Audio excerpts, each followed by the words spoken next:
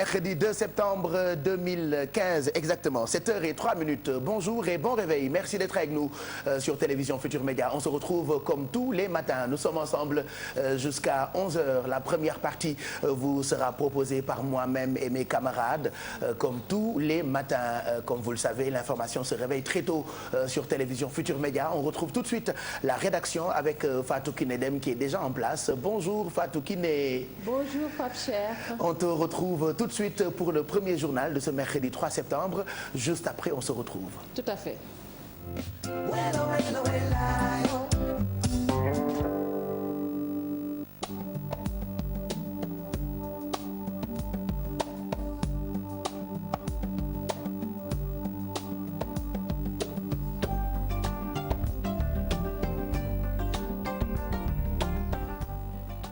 Nous sur la télé Futur Média, voici le bulletin d'information. Les populations de Hann Montagne 6, toujours sous le choc de la furie de la mer, des habitations, beaucoup de biens emportés par les eaux. Les jeunes utilisent des moyens du bord pour justement barrer la route aux fortes vagues. Les autorités appelées à réagir sur place. Reportage. Hann Montagne 6, des gravats mêlés aux déchets rejetés par la mer, des maisons détruites par la houle. Dans cette demeure, les eaux ont tout emporté, la cuisine, les toilettes, les occupants toujours sous le choc. Nous avons perdu tous nos biens, mais le plus dur est que nous n'avons nulle part où aller.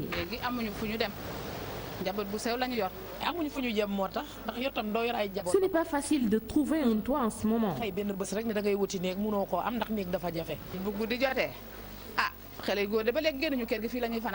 Seuls les garçons passent la nuit ici. Les femmes, on les oblige à aller dans les autres maisons. L'une des chambres qu'il reste sert de cuisine. Là où on est, c'était une chambre, mais on est obligé aujourd'hui de cuisiner ici. Les eaux ont tout emporté. Affecté, oui, mais ce père de famille s'en remet à la volonté divine.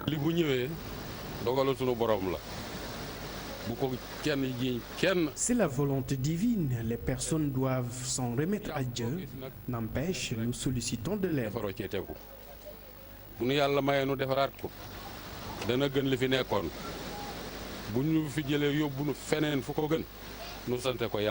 Une population meurtrie, des jeunes qui usent des moyens du bord pour contrer le déferlement des vagues. Depuis 2 jours, nous nous sommes engagés pour empêcher les eaux d'envahir encore les maisons. Nous remplissons des sacs de sable qu'on met aux abords des murs.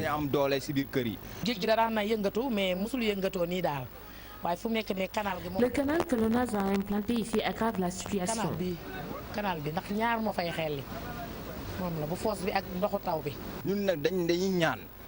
Nous lançons un appel aux autorités pour la fermeture de ce canal. Cela a toujours été notre combat. Le sous-préfet de Grand Dakar sur les lieux pour constater les dégâts, mais aucun commentaire de sa part.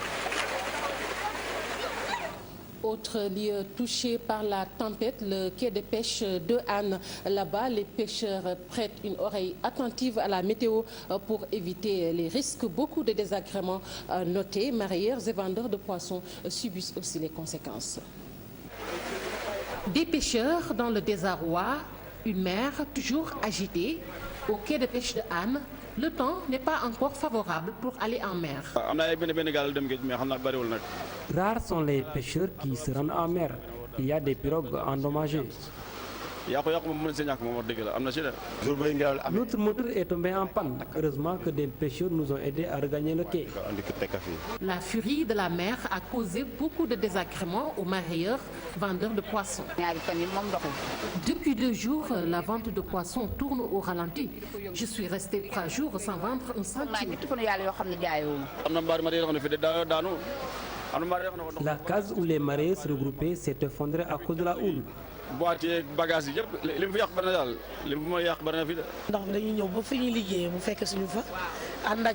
Les eaux ont envahi les étals, on y voit même des vers de terre. Mais comment faire? On est obligé de venir. Mais malgré nous, il faut ñu jóg daan suñu doole moo tax. glace boo koy ba mu yàgg il faut mu wàcc quantité bi nga amoon dootoo ko mën a amal. Avec cette tempête, les pêcheurs se disent attentifs aux prévisions de la météo. Nous tenons à la prévision de la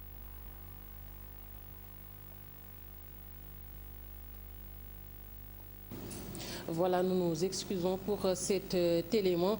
Restons toujours dans cette logique pour cette fois-ci parler du réchauffement climatique comme principale cause de l'érosion côtière. L'ancien ministre de l'Environnement, Haïdar El Ali plutôt, rejette cette affirmation. Selon le président de l'Océanium, les populations sont les principales responsables, d'où son évite à un changement de comportement avec bien sûr une bonne politique dans l'environnement. Écoutons Ali El Haïdar, il est interrogé par Adi Atala. Quand on a une presqu'île et qu'on veut la préserver, il faut bien sûr avoir des actions très concrètes. Il faut arrêter de prélever le sable des plages, il faut arrêter de construire trop près de la mer, il faut arrêter de couper les arbres, par exemple la bande de Filao, qui est une bande qui protège le littoral nord. Donc c'est toutes ces actions-là combinées, mais une presqu'île, de manière naturelle, tend à devenir une île. On ne peut pas dire que c'est le réchauffement climatique seulement ou la montée des niveaux de la mer. Non, ça se joue en centimètres, maximum en quelques dizaines de centimètres. Non, c'est l'activité humaine. Ce sont les gens qui vont prélever le sable sur la plage pour construire leur maison et après construire trop près de la mer. Il y a des tempêtes actuellement du fait du réchauffement climatique, du fait de l'activité humaine. On ne peut pas accuser l'environnement, c'est pas possible. L'environnement, nous vivons dedans avec. Donc notre comportement à nous va avoir une incidence sur ce dérèglement de notre environnement. Autre chose, la grippe, une pathologie assez répandue ces jours-ci dans certaines localités de Dakar. Les infections cutanées sont aussi très fréquentes en cette période. Au centre de santé de Anne-sur-Mer, une cinquantaine de patients arrivent en consultation pour grippe ou dermatose. Les eaux stagnantes mélangées aux eaux usées favorisent certains virus et infections. Reportage Aminata Mbarisso. Centre de santé de Anne-sur-Mer. Dans cette structure, la grippe est aujourd'hui la principale source de consultation. Tous les jours, une cinquantaine de patients y arrivent pour la même pathologie. 80% des malades qui viennent en consultation présentent un état grippal. Et également, il y a les sujets allergiques qui présentent des épisodes de rhinite, de sinusite allergique, et également il y a les asthmatiques. Durant ces périodes, ils présentent fréquemment des crises. C'est eux qu'on gère le plus souvent durant cette période. Actuellement, nous n'avons pas beaucoup de cas de palu parce qu'on s'y attend également durant l'hivernage. Mais depuis quelques années, nous avons un recul des cas de paludisme. Tous les jours, on compte une cinquantaine de patients quand même qui viennent consulter pour un syndrome grippal, pour les dermatoses, surtout durant cette période. Les infections cutanées sont aussi dans le lot des consultations médicales. C'est vrai, c'est fréquent. Même ma petite sœur, quand elle patauge dans les eaux, la nuit, elle passe tout le temps à se gratter les pieds. Il y a également beaucoup de dermatoses. Ça a commencé avec surtout dans cette zone de Anne-sur-Mer.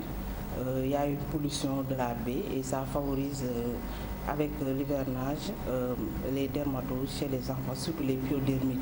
Il y en a énormément ici chez les enfants. Les changements climatiques, l'humidité, entre autres facteurs favorables au développement de certaines pandémies, les parents appelés à veiller sur l'hygiène des enfants. Durant cette période d'hivernage, c'est surtout la propreté. On demande aux femmes de bien nettoyer les maisons, d'éviter les eaux stagnantes, de bien laver les enfants, comme on ne peut pas les empêcher de jouer dehors avec les eaux usées qui sont en stagnation dans les ruelles.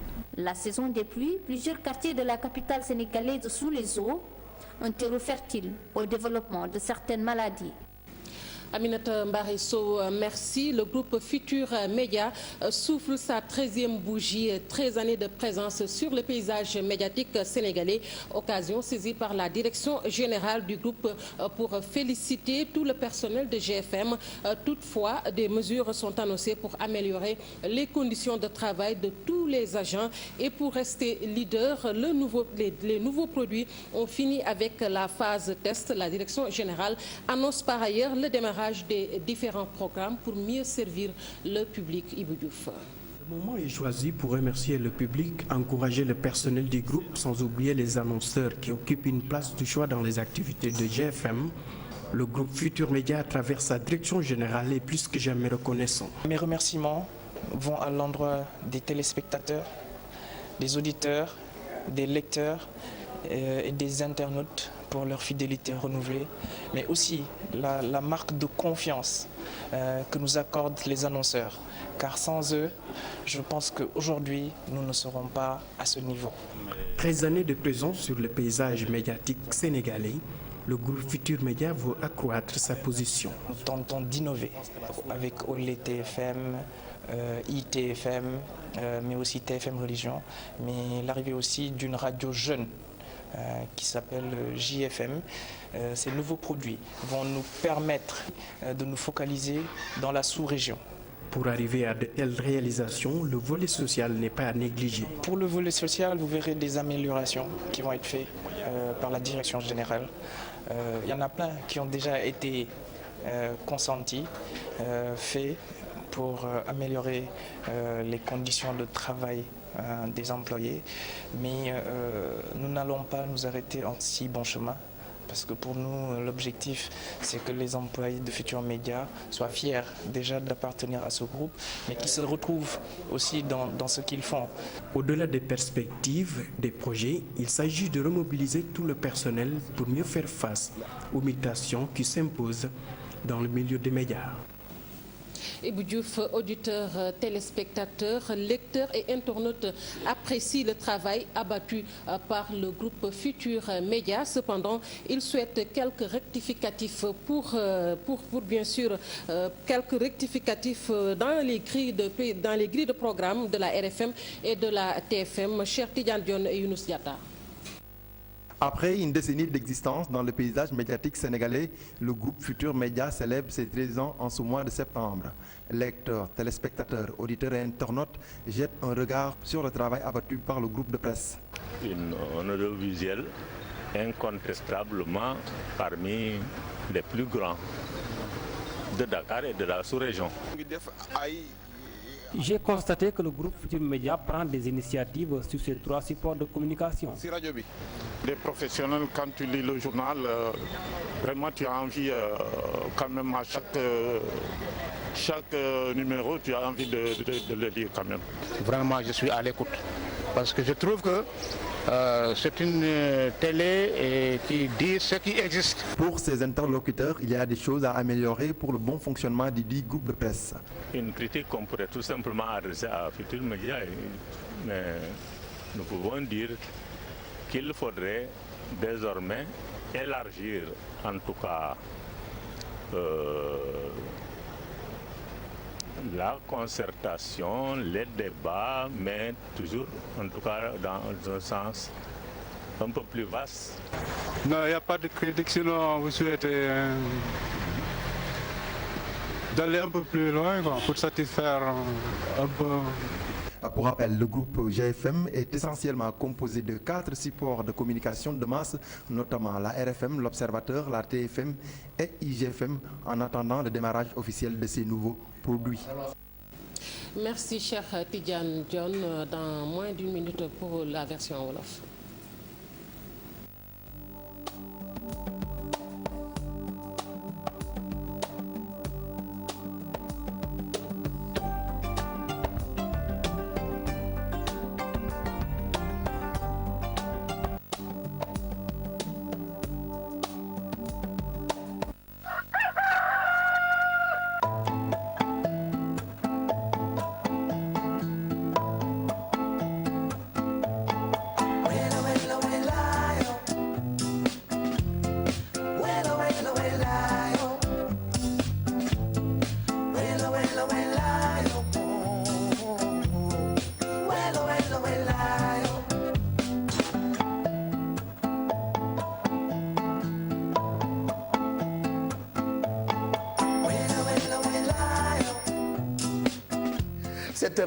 Merci à Fatou Kinedem pour ce premier journal.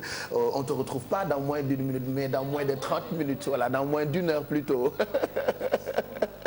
on te retrouve à 8h pour un autre journal que tu nous présenteras en wolof fajar gi nag ci ngay xam màgget yi ak ndaw yi parce que ñun màgget yi dañuy naax fajar gi looloo dal léegi Fatou Kiné mu joxe rendez-vous dans moins d'1 minute fekk yow journal bi war a ñëwaat c'est dans moins d'1 heure de temps mais bon lu ci mën ci am rek ñu ngi rafetlu seen ànd ak télévision Futur Média fukki at ak ñett ñu leen koy gunge ci ay support yoo xam ne bu ci nekk yéen a ngi ciy gis seen bopp muy RFM di l'Observateur ak télévision Futur Média ak site bi nga xam ne ñi démb ba tey mu ngi tudd igfm.sn donc ñu ngi leen di gërëm ci seen fidélité yéen a tax ñuy faral di wax ci suñu bàkk bi nous vous devons notre leadership d'ailleurs ci journal bi bu français bi gis ngeen reportage yi nga xam ne def nañu ko ak sunu xarit yi nga xam ne ku ci nekk gis nga sa bopp ci groupe Futur Média waaye ca kanam itam daañu jàllalewaat xibaar yooyu lee ci wolof bu ko defee ngeen mën a dégg kàdduk suñuy njiit en attendant li ñuy def léegi rek mooy xool jaww ji ci météo bi tey jii ni démb ak bërki démb yeewu nañu ak lu toll fii ci Ndakaaru ci 26 degré waaye Fatou Kiné yaa ngi may wax ni daanaka tey jii ci àllarba bi température yi mën naa dem daanaka ba 35 degré. mën naa dem ba 35 degré Pape Cheikh ni nga ko waxee wax nga ko léegi Dakar ñi ngi yeewoo ak 26 degré waaye tamit Saint-Louis ñi ngi yeewoo ak 26 degré Podor ñoom ñi ngi yeewoo ak 27 degré Matam 26 degré Linguère 25 degré Diourbel 25 degré Kaolack 26 degré Tambacounda 24 degré Ziguinchor 24 degré Kolda ñi ngi yeewoo ak 23 degré Kédougou 23 degré bu ngoonee dana dem ba 30 degré Dakar Saint-Louis 31 degré Podor 36 degré Matam 36 degré Linguère 35 degré Diourbel 35 degré Kolda 35 degré Kaolack tamit 35 degré Tambacounda dana dem ba 34 degré Ziguinchor 33 degré Kolda 34 degré Kédougou dana dem ba 32 degré lu jëm ci géej gi li nga xamante ni moom mooy géej gi kon daal di nay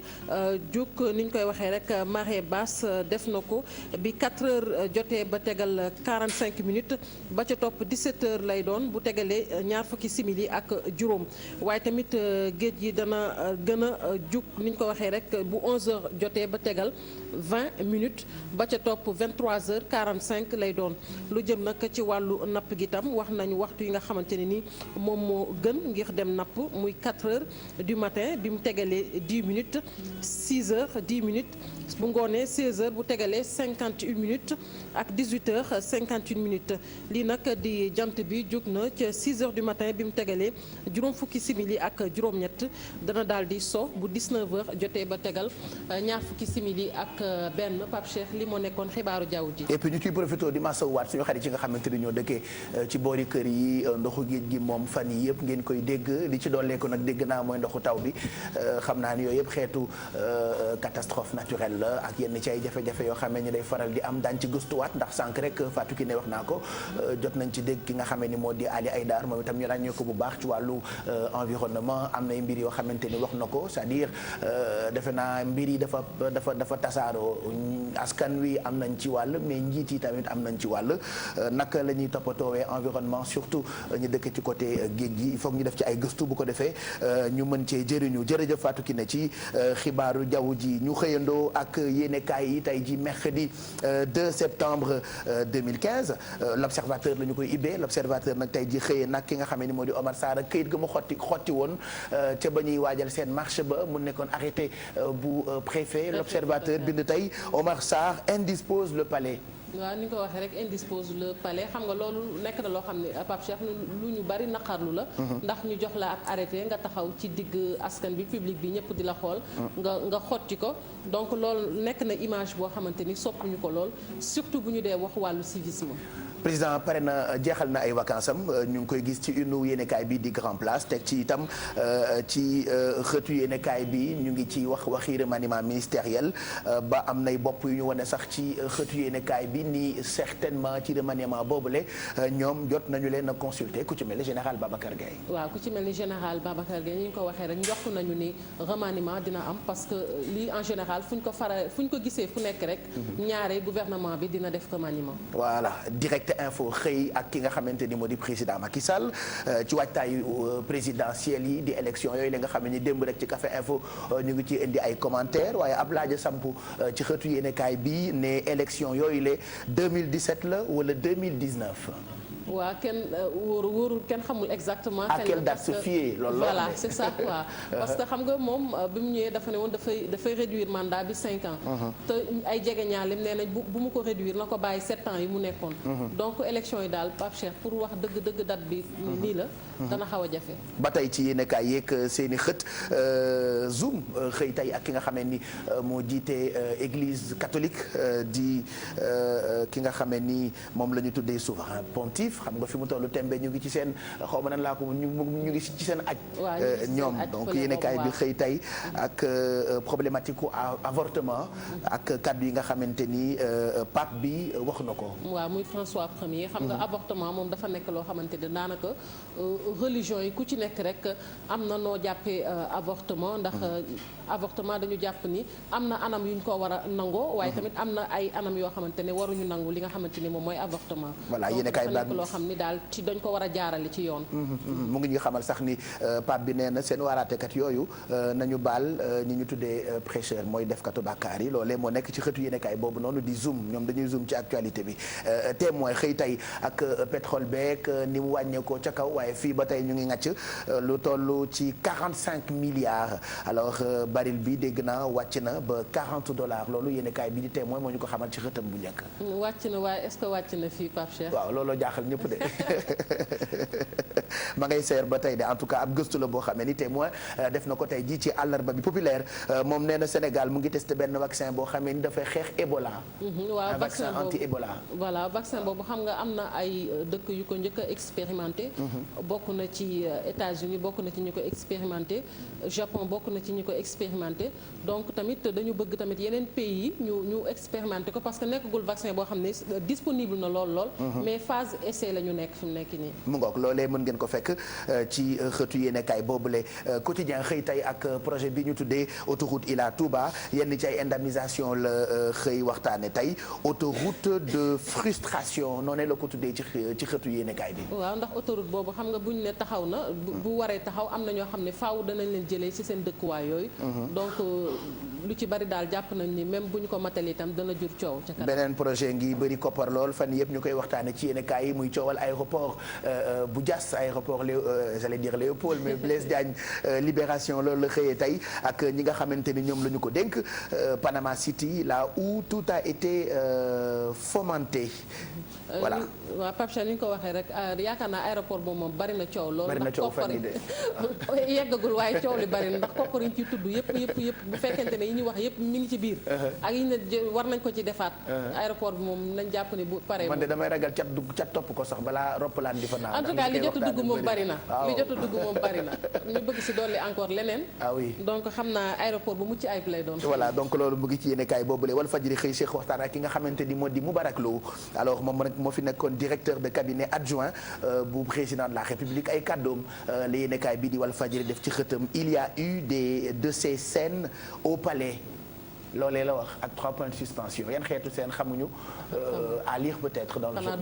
xanaa dëxañ ci biir rek liñ naan ubbi ci biir xool la fa xew. ku yéer gis wala ñu xaar Mouhamed Ndiaye bu ko xóotalee ñu comprendre et puis on finit ak Aliou Cissé mooy coach bu équipe nationale bu Sénégal moom la yéenekaay bi di stade xëyee tey ci xëtu yéenekaay bi ñu ngi ci waxtaanee match bi nga xam ne suñu gaynde yaa ngi koy waajal ci seen diggante ak Namibie nee na on est là pour les 3 points. waaw loolu la coach bi wax de. waaw mu ngi mel ni kon 3 points la ñuy sàkku. xam naa ñoom li ñu bëgg rek mooy ndam.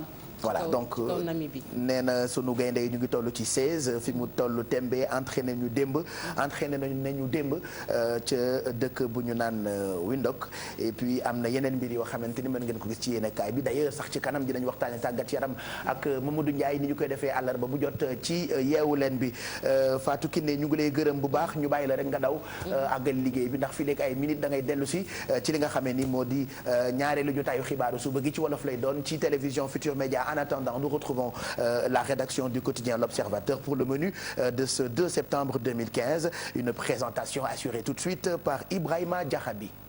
Bonjour à Pape Cheikh Diallo. Bonjour à toute l'équipe de Yeewu Leen et bonjour aux téléspectateurs de la TFM. Découvrons ensemble la une de l'Observateur qui est consacrée à l'affaire Omar Sarr, l'opposant au préfet de Dakar. Parce que Omar Sarr, le 18 août dernier, avait déchiré un arrêté du préfet de Dakar interdisant la marche du PDS. Et suite à cet acte de défiance de l'autorité, le préfet a porté plainte contre Omar Sarr et la plainte suit son cours. Cependant, selon les informations qui nous viennent du palais, on se rend compte que Macky Sall, dans ce dossier, conseille beaucoup la prudence. Il conseille la prudence parce qu'il veut que dans cette affaire qui oppose l'État au Parti démocratique sénégalais, que toutes les chances soient mises du côté de l'État pour remporter cette bataille judiciaire. On sait que présentement le climat est assez tendu et très lourd entre l'État et le Parti démocratique sénégalais concernant déjà le dossier Karim Wade qui fait beaucoup de bruit. Donc le président Macky Sall veut s'entourer de toutes les garanties pour que cette affaire qui est en cours et qui l'oppose à nouveau à ses ex-frères de parti soit un succès total de la part du gouvernement. En appel à la une, il y a qu'on approche de la Tabaski, c'est prévu dans la deuxième quinzaine du mois de septembre. Et donc le problème qui se pose tout naturellement, c'est celui de l'approvisionnement du marché correct en moutons. Donc le Premier ministre Mohamed Abdallah Dionne a estimé que cette année, il nous faut 742 000 voire 750 000 têtes de moutons pour un approvisionnement correct du marché. Et l'Obs a interrogé M. Ismaël Sow, qui est le président du Conseil national des éleveurs du Sénégal. Et M. Sow a assuré qu'il n'y aura pas de pénurie de moutons. Non seulement il n'y aura pas de pénurie de moutons, mais les moutons seront vendus à des prix très très abordables. Il conseille simplement aux vendeurs de vendre les moutons à des prix abordables et il conseille aussi les acheteurs d'acheter très vite les moutons pour que les deux parties soient mutuellement bénéficiaires. Donc que les Sénégalais soient rassurés, il n'y aura pas de pénurie de moutons et les moutons seront vendus à des prix très abordables. L'autre appel à la une concerne tout naturellement le sport. On sait que le Sénégal va vers un match très très important le 5 septembre à Windhoek, qui est la capitale de la Namibie, pour le compte de la deuxième journée des éliminatoires de la Coupe d'Afrique des Nations. Donc ce qu'il y a, c'est que Aliou Cissé et l'équipe nationale sont arrivés hier. Ils ont fait un premier galop d'entraînement à 14h30 puisque le match va se jouer à 14h30 pour être dans les conditions optimales de gagner ce match-là. Mais l'équipe, comme le dit Aliou Cissé, n'est pas au grand complet. Il manque Sadio Mané qui est blessé à la hanche droite en club et il y a Mame Biram Diouf aussi qui souffre des adducteurs. Donc ces deux-là ont été ménagés et ils n'ont pas pris part à l'entraînement. Mais Aliou Cissé a assuré qu'à partir d'aujourd'hui, l'équipe sera au grand complet. Il nous explique à souhaiter une bonne chance aux Lions pour qu'ils sortent victorieux de cette confrontation avec la Namibie. Voilà, Pape Cheikh Diallo, ce sont ces quelques informations phares qui font la une de l'Observateur d'aujourd'hui. Il ne me reste plus qu'à souhaiter une bonne lecture à tous les lecteurs de l'Observateur et bonne journée à tout le monde. Voilà, certainement, il vient de se réveiller. Merci beaucoup Ibrahima Diakhabi, qu'on retrouve certainement aussi demain pour toujours la présentation du menu du quotidien L'Observateur. L'Observateur ngoog mu ngi ñaanal bëccëg bu neex yéen lecteurs yi nga xamante ni yéen a saxoo di ko jënd di ko lire mu nekkoon présentation menu bi laataa ñu jàll ci Café Info tey ji daan ci àndandoo ak Adia Talla ni ñu koy defee fajar gu jot diggante 7h30 jàpp 8h dañuy àndandoo ak taskatu xibaar yi yu suñu rédaction wala sax yu yeneen rédaction ku ci nekk ñëw expliquer ñu yi nga xamante ni moo gën a lëmbee réew mi ci wàllu actualité tey ji nag ci Café Info daañu waxtaanee li ngeen di faral di dégg muy gauche lan lay tekki ak ndax mën na nekk ñu boole leen pour ñu def benn candidature ci élection yi nga xamante ni ñoo ngi koy waajal ba noppi itam li ñu tuddee idéologie politique fii ci Sénégal dañ ko waxtaanee ak Adia Talla teg ci itam daañu waxtaan ci génnuk xalif général bu Mouridi yàlla na fi yàgg te wér di suñu sëriñ jëm ci li mu wax ak ki nga xamee ni moo di sëriñ Assane Mbacké yooyu yëpp nag xeetu actualité la yoo xamante ni grâce ak Adia Talla fi lekk ay minutes dinañu ko comprendre mais en attendant ñu jox leen taux de change bi fan la CFA toll boo ko dee méngale ak yeneen xaalis yu yeneen réew yi plutôt xam nga ni bis bu jot ma wax leen ni ñu ngi waajal pàcc boo xam ni dañu ko jagleel lépp lu jëm ci wàllu bourse tey ji ci suba rek am na yéen kaay yoo xamante ni ñëw nañu ci njëgu bari lu pétrole bi ak ni mu wàccee et pourtant fii Ndakaaru wala Sénégal mu ngi fii seer ba tey xam naa ni pàcc boobu bu ñëwee ci télé bi di ngeen gën a mën a comprendre doxalinu koom gi ci réew mi ak it ca biti réew alors taux de change bi CFA boo ko dee wecceeku ak xaalisu Amérique dollar par exemple un dollar mu ngi toll ci 584,406 francs CFA bu dee 1 euro mu ngi toll ci 655,957 bu dee 1 livre sterling mu ngi toll ci 890,941 gis ngeen ni livre bi par rapport ak démb wàcc na parce que démb mu ngi tolloon ci 900 et quelque daanaka ñaar téeméer mais tey wàcc na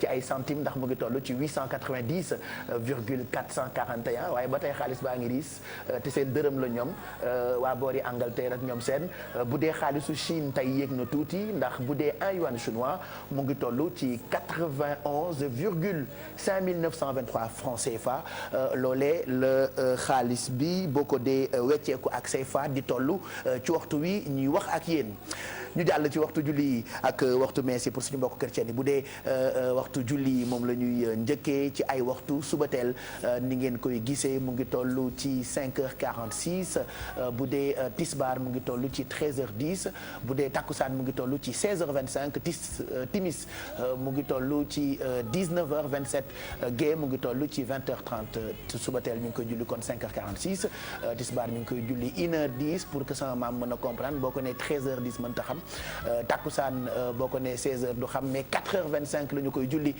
timis nañu ko julli 7h27 ci ngoon bu dee gée dinañu ko julli 8h30 ci ngoon gi ñu jàll ci horoscope bi léegi lay doon dañ ci àndandoo ak Zeyna.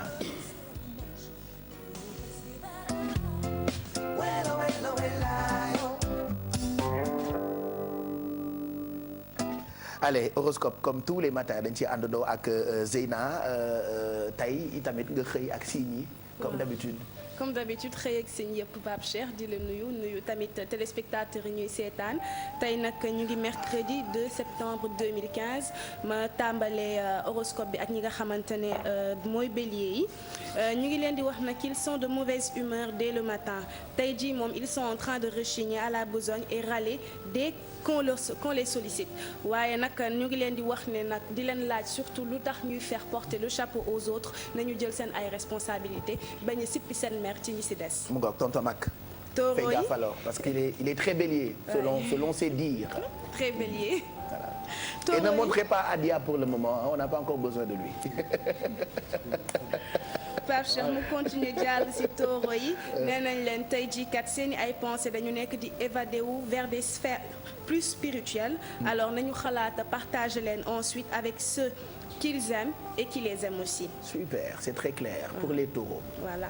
Gémeaux yi nee nañ leen seen pensée instant bi c'est principalement occupé par seeni ay objectifs ça c'est déjà louable mais nañu xalaat ki jox autant d'attention à ñi nga xamante ne ñoom ñooy seen famille seeni am di jàmm ak seeni xarit. mu ngoog c'est très clair pour les Gémeaux. Voilà, je passe au cancer nee nañ leen tey jii nañu penser à se concentrer sur leurs objectifs sociaux tey jii daal au cours de la journée objectifs yi nga xamante ne fixé wu nañ ko yépp mën nañ am chance mu réussir. Si vous êtes cancer. waaw lion yi nee nañ leen voilà une bonne occasion d'élargir vos horizons et d'entrevoir différemment les choses sur le plan philosophique ou idéologique nee nañ leen seen valeur personnelle tey jii kat mel na ni loo xamante ne day xaw a changer. bu dee ay gaynde ngeen. waaw ay gaynde. ma jàll nag ci vierge yi apparemment nag moom mooy sa signe préféré. Ah oui hein? Est-ce qu'il y a des vierges ici? Apparemment non. Poisson. Toi tu es poisson. Mado elle avait dit qu'elle n'était pas vierge. Si je suis vierge. Tu es vierge. Oui, d'accord. Alors qu'est-ce alors que pour vous le les horoscope vierges wax ci Mado vierge yi alors nee nañ leen su fekkee ne y a des pensées obsessionnelles yoo xamante ne daf leen di préoccuper bu baax s'il le faut nañ ko bind sur du papier xool exactement su fekkee ne am nañ importance ou pas su fekkee ne nag même avec ça arrivé wu ñu génnee pensées yooyu seen bopp ñu ngi leen di conseiller ñu waxtaan si ak ki nga xamante ne moom mooy seen psychologue. voilà y a une information am na information bu ñu ma jox léegi paraît-il qu'il y a pas de vierge ici hein donc sur le plateau oui y en a pas hein Alfi xam naa moom scorpion la moom scorpion bi man la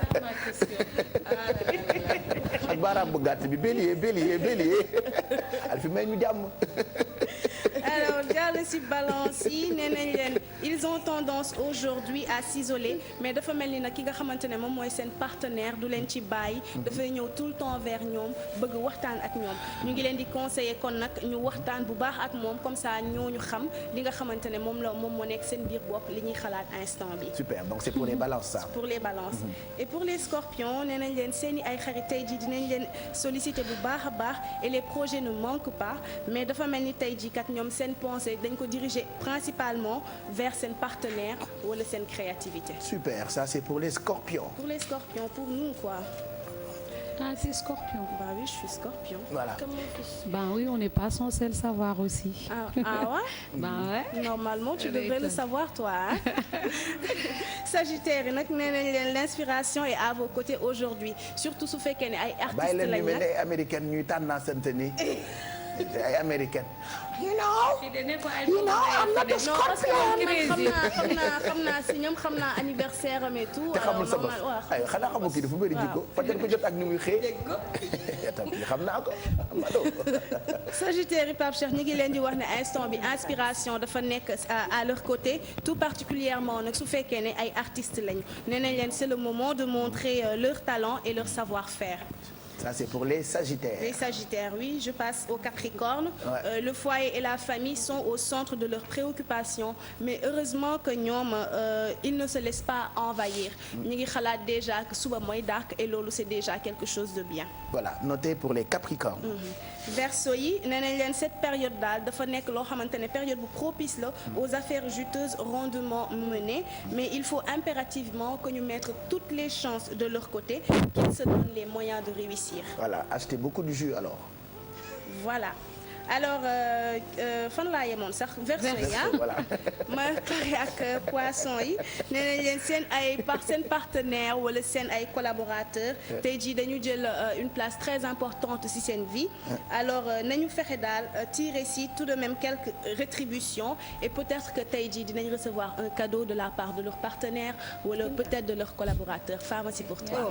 voilà mu ngoog donc cat ba cat la ak horoscope bi ngeen déggee ko noonu ci bis bi daanaka des na tuuti muy indi ay pétawam ci plateau bi pour gin nit ñi gën a mën a xam et puis on a besoin de saraxa il faut nga ñuy jox ay sarax yi ngay dégle plateau suuf di ñu seetal pare guñu ak yow puisque tout à l'heure on te retrouve puisque toute la matinée tu es avec les internautes. Voilà, je serai tout à l'heure avec les internautes Pape Cheikh et comme tous les mercredis li ñuy def mooy fàttaliku suñu enfance souvenir alors à vos claviers je reviens tout de suite plutôt sur le plateau liral leen li nga xamante ne moom ngeen ñu bindal. jeex na caat ñu ngi lay gërëm bu baax pour horoscope bi ca kanam nga dellusiwaat ci li nga xamante ni moom lañu jagleel internet yi nga xamante ni ak fu ñu mënti nekk ñu ngi àndandoo ak ñun que ça soit Facebook Twitter je rappelle que bientôt di ngeen am Snapchat on dit qu'on dit pas Snapchat on dit plutôt Snapchat waaye man ni ma ko xamee rek laa ko ni ma ko déggee laa ko waxee Snapchat voilà donc Snapchat di ngeen ko am bientôt comme ça seen ay vidéo peut-être ñu koy capturer di ko jàllale ci antenne bi puisque affaire u Zeyna lay doon en attendant il est 7h42 je ne t'écoute même pas on enchaîne tout de suite ak Café Info allez Café Info comme tous les matins dañ ci àndandoo tey ak ki nga xamante ni moo di Adia Talla.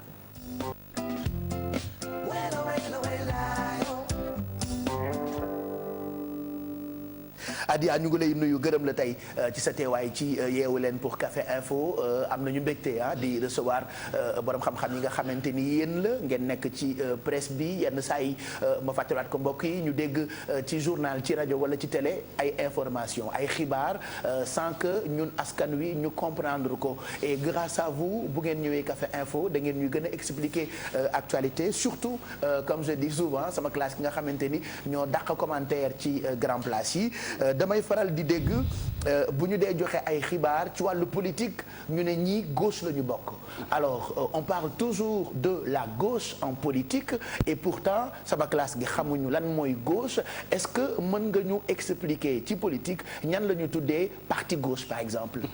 Pape Cheikh maa ngi lay fay di la nuyu bu baax di nuyu ñi nga xamante ni les jolies dames qui sont avec vous.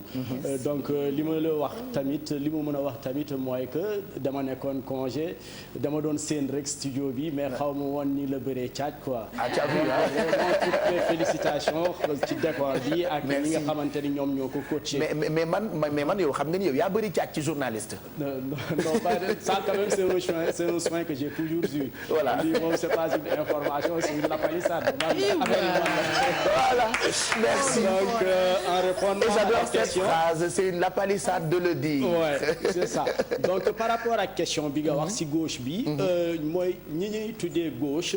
mooy ñi nga doon xamante ni dañ doon nekk ñi nga xamante ni ñu doon bañ la. ñu doon bañ la lu mel ni par exemple parti de gauche li ñu doon wax parti de gauche dëgg.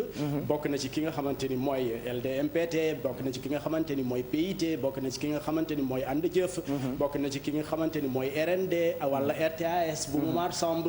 wante tey jii li ñu nemmeeku rek gauche bi bu ñu waxee ne que dañuy réunifié wu. moi je pense que ce n'est plus possible pour le moment parce que boo jëlee ci original bii rek. lu mel ni ànd jëf PADS. dafa nekk parti boo xam ne dafa tasaaroo. bi njëkk c'était benn ànd jëf PADS moo amoon. boobu. dafa tas landing am problème par exemple ak Mamadou Diop Decroix ku nekk dem yoonam. donc ñu tasaaroo fu ñu mujjee justice léegi landing Savané moo yor ànd jëf authentique keneen ki yor ànd jëf. donc finalement ñaari ànd jëf la. ñaari ànd jëf moo am ba pare tasaaroo bi jeexagul foofu ci biir âge yi. ku tudd Madieye Mbodj. moom it ba tas na daaraam teg ko feneen. mu tuddee ko moom it yoonu askan wi. ki nga xam ne mooy Bassirou Sarr tamit tas na teg na daaram. te ñoom ñëpp âge la ñu nekkoon. ñoom ñëpp âge la ñu nekkoon. ku nekk tamit bi muy dem. am na lu ñu yóbbaale. mais man li ma bëgg a wax ni rek âge yi li ko taxoon a jóg. nekkatu fi parti de gauche yi lu leen taxoon a jóg. nekkatu fi parti de gauche lu ñu ko doon xàmmee mooy ñu jege askan wi. rawatina ñi nga xamante ni ñoo gën a sonn ci askan wi c'est-à-dire les peuples opprimés. ñooñu la ñu doon défendre. waaye lu ñuy gis léegi mooy que. parti de gauche yëpp ku ci jegewul pouvoir bi ku nekk ci opposition tamit opposition bu significative ngay nekk ba da ngay dem ba benn instant boo xamante ni yow da ngay réer ci biir parti politique. donc est-ce que réunification bi man mënuma ko gëm Pape Cheikh. c'était ça la question loolu laa bëggoon xam est-ce que finalement ak présidentielle yi nga xamante ni ñoo ngi koy waajal déjà ab laaj samp na gis naa ko tey ci xëtu benn yéenekaay ñu ne ndax 2016 la wala 2019 en tout cas xamaguñu ban date la mais est-ce que dinañu dem ba ñi nekk ci gauche bi yëpp. dajaloo booloo am benn candidat. loolu man je n'y crois pas. d'accord mënatul nekk. parce que boo xoolee ku mel ni Madieye Mbodj. jamais muy dem di ranger wu ginnaaw Landing Savané. parce que ci biir parti boobu la ñu jógee ñoom ñëpp. mënuñu dem ba pare di ñëwaat di nangu ranger wu derrière même Mamadou Diop Decroix.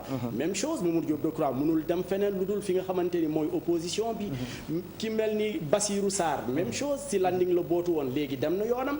am na ñoo xamante ni tamit dañu bootu woon si Landing. bootu woon ci biir âge yi mais ñoom ñëpp léegi boo xoolee comme on dit nañ ma baal nag mais c'est-à-dire que ce qu'on assiste mooy que c'est la course effrénée vers un statut social c'est-à-dire que amatuñu gëm bi ñu amoon amatuñ ko léegi. koo gis rek ñu muy xool nu mu gën a jegee nguur gi. nu mu gën a jegee majorité présidentielle bi. comme ils disent partage du gâteau ku nekk. fu mu gën a wàllam fu mu gën a niine. ku nekk jéem ci am wàllam parce que loolu la ñuy gis. amatul finalement ça devient un danger pour la pour askan wi loolu danger la def parce que léegi boo xoolee conviction politique moo amatul. amatul benn conviction politique doo ma ne bii parti politique rek am na conviction boo xamante ni tax na muy xeex ba xëy dee. kuñ ci mën a rek seppi peut-être. muy jëf jël bu taala si la. jëf jël waaw moom kese peut-être xaw ma ko. ba léegi mu ngi bañ après il est devenu maire moom bañkat la. d'accord bañkat la. accompagné na ba alternance am bu alternance amee mu dem vers Wade mu ne liggéey bi day continuer. d'accord noonu la def ak Ablaye Wade noonu la def ak Macky Sall. donc est-ce qu'on peut dire que ñoom ñi nga xamante ni ñoom ñoo waroon continuer ak seen i idéologie d'ailleurs on parlera ndax idéologie sax am na.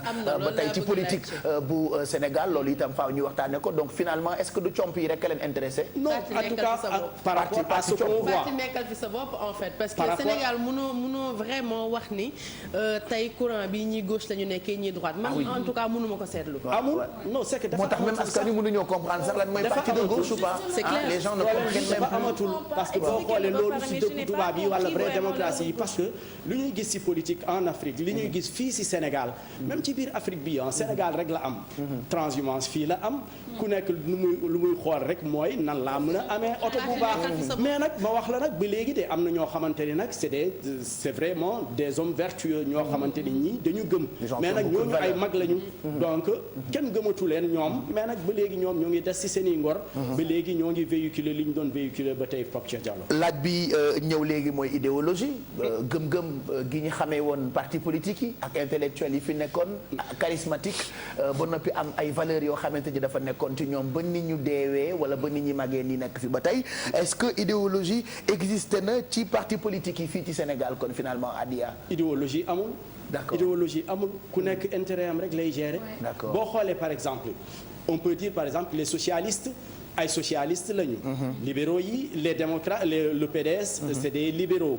xam nga tu prends le cas de l'APR. tey di nga gis ay militants yoo xamante ni ñii dinañ la ne ñun on est des libéraux. nga gis ñii nga xamante ne dinañ la ne ñun ay sociaux-démocrates lañu. ou des républicains donc doo xam fu ñu bokk. boo jëlee gauchistes yi boo jëlee marxistes yi. ñu doon tuddee marxiste dëgg mooy ñi bokk ci waa ànd jëf PADS. ñoom Landing Savané ñoom Mamadou Diop Decroix. ñoom Bassirou Sarr. ñoom Madiaye Mbodj. mais marxisme bi amatul. ci ay jamono. waaw bi amoon ci jamono. amatul. léninisme amatul. communisme amatul.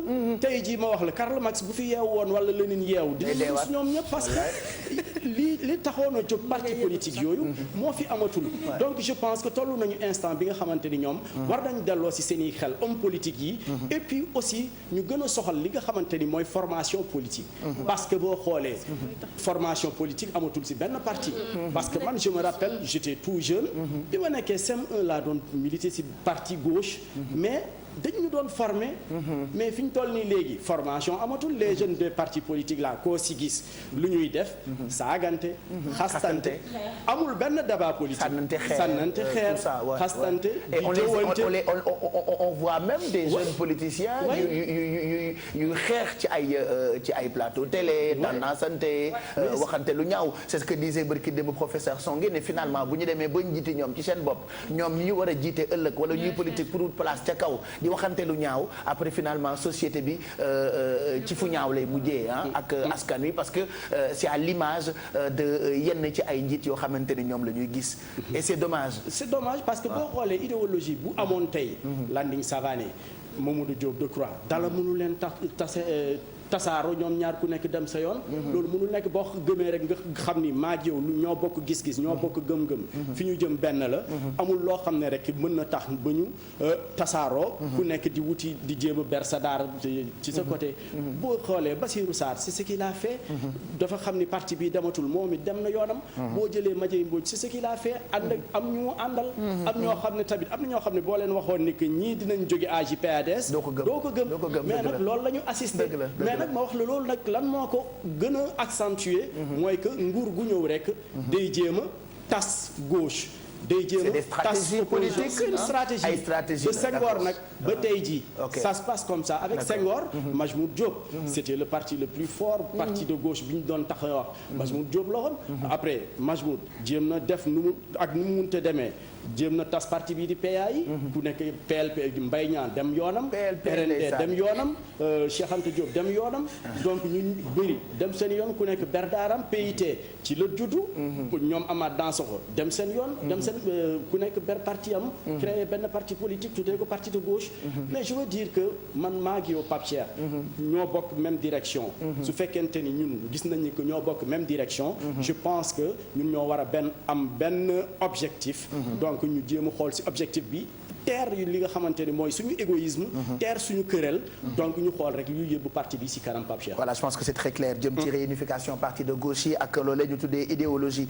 ndax existé na ci parti politique yi fii ci Sénégal xalaatuk taskatu xibaar bii di Adia Talla bi ñuy jeexalee mooy beneen boo xamee ni itam fan yii yëpp lëmbe na réew mi ci wàllu actualité muy ki nga xamee ni moo di Serigne Assane Mbacké alors ginnaaw bi mu génnee kii di xalif général bu Mouridi Cheikh Sidi Mokhtar Mbacké yàlla na fi yàgg te wér moom am am nay kàddu yoo xamante ni fesal na ko jëm surtout ci moom moomee di Serigne Assane Mbacké lan la ñu war a comprendre ci actualité boobu Adia. man Pape Cheikh actualité boobu li may def rek li may njëkk a def mooy rafetlu position ki nga xamante ni mooy xalif général des Mourides. Je pense que c'est un signal fort bi mu joxe la signal fort bu mu joxe par rapport aux hommes politiques parfois qui essaient de manipuler les familles religieuses pour am lu ñu bëgg. C'est aussi un message pour ñi nga xamante ni ñooy ay chefs religieux ñi nga xamante ni amaguñu yenn position yi par exemple ni Cheikh Sidi Mokhtar waxee. moi je pense que kilifa dëgg noonu lay waxee. église bi boo xoolee position boobu la mës a am. ku ñëw rek dinañ lañ teg c'est-à-dire que sur un pied d'égalité comme on dit que ce soit l'opposition que ce soit le pouvoir. ku nekk dinañ la jox ci cër. mais nag ñu xam ni ñun et puis politiciens yi dañu war a toll fi nga xamante ni war nañu xam ni que ñii c'est des régulateurs sociaux. c'est-à-dire que c'est des facteurs de cohésion sociale.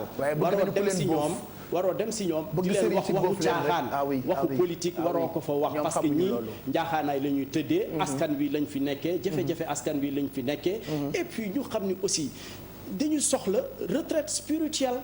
xam nga ku Cheikh Sidi Makhtar jóge na Touba. dem na Nganda fi nga xamante ne foofu lay defee. retraite spirituelle am. mais nga ñëw fa di ko wax waxu politique. mais da lay ne yow waxu caaxaan yooyu bu ma ko fi indil soxlawu ma ko. et puis deuxième chose. Cheikh Sidi Makhtar. lu mu wax nee na yéen li leen seen maam Serigne Touba jox. xamu leen ko. et vous ne l'avez pas utilisé à bon escient. je pense que nag il est temps ma wax leen yéen. te dafa ne bu fekkente ni yow sax ñoo fi woon man dinaa leen fekk ba fi ngeen nekk ma wax leen li ngeen di nekkee du yoon donc daf bëgg a wax ni rek nit ñi si rawatina politiciens yi bu leen ñu dugal si seeni débat yi c'est des débats stériles qui ne nous concernent pas ñun ay régulateurs sociaux lañu de ay porteurs de message lañu donc am na yenn wax yi mënuñu ci bokk parce que bu nangu woon li ñu wax xaw ma nag ndax courrier Karim Wade bi am na wala amul. bu fekkente ni courrier Karim Wade bi amoon na par exemple. ñu dem fa bu ñu fa demee dellu si waat majorité présidentielle bi tamit day demaat foofu. si Cheikh Sidi Mokhtar. jéem a ñoom it nu ñu dammatee li nga xamante ni ñoom la waa PDS yóbbu foofu. parce que je sais pas si tu te rappelles am na benn instant bi mooy juste avant ñuy condamner Karim Wade. si tu te rappelles opposition bi.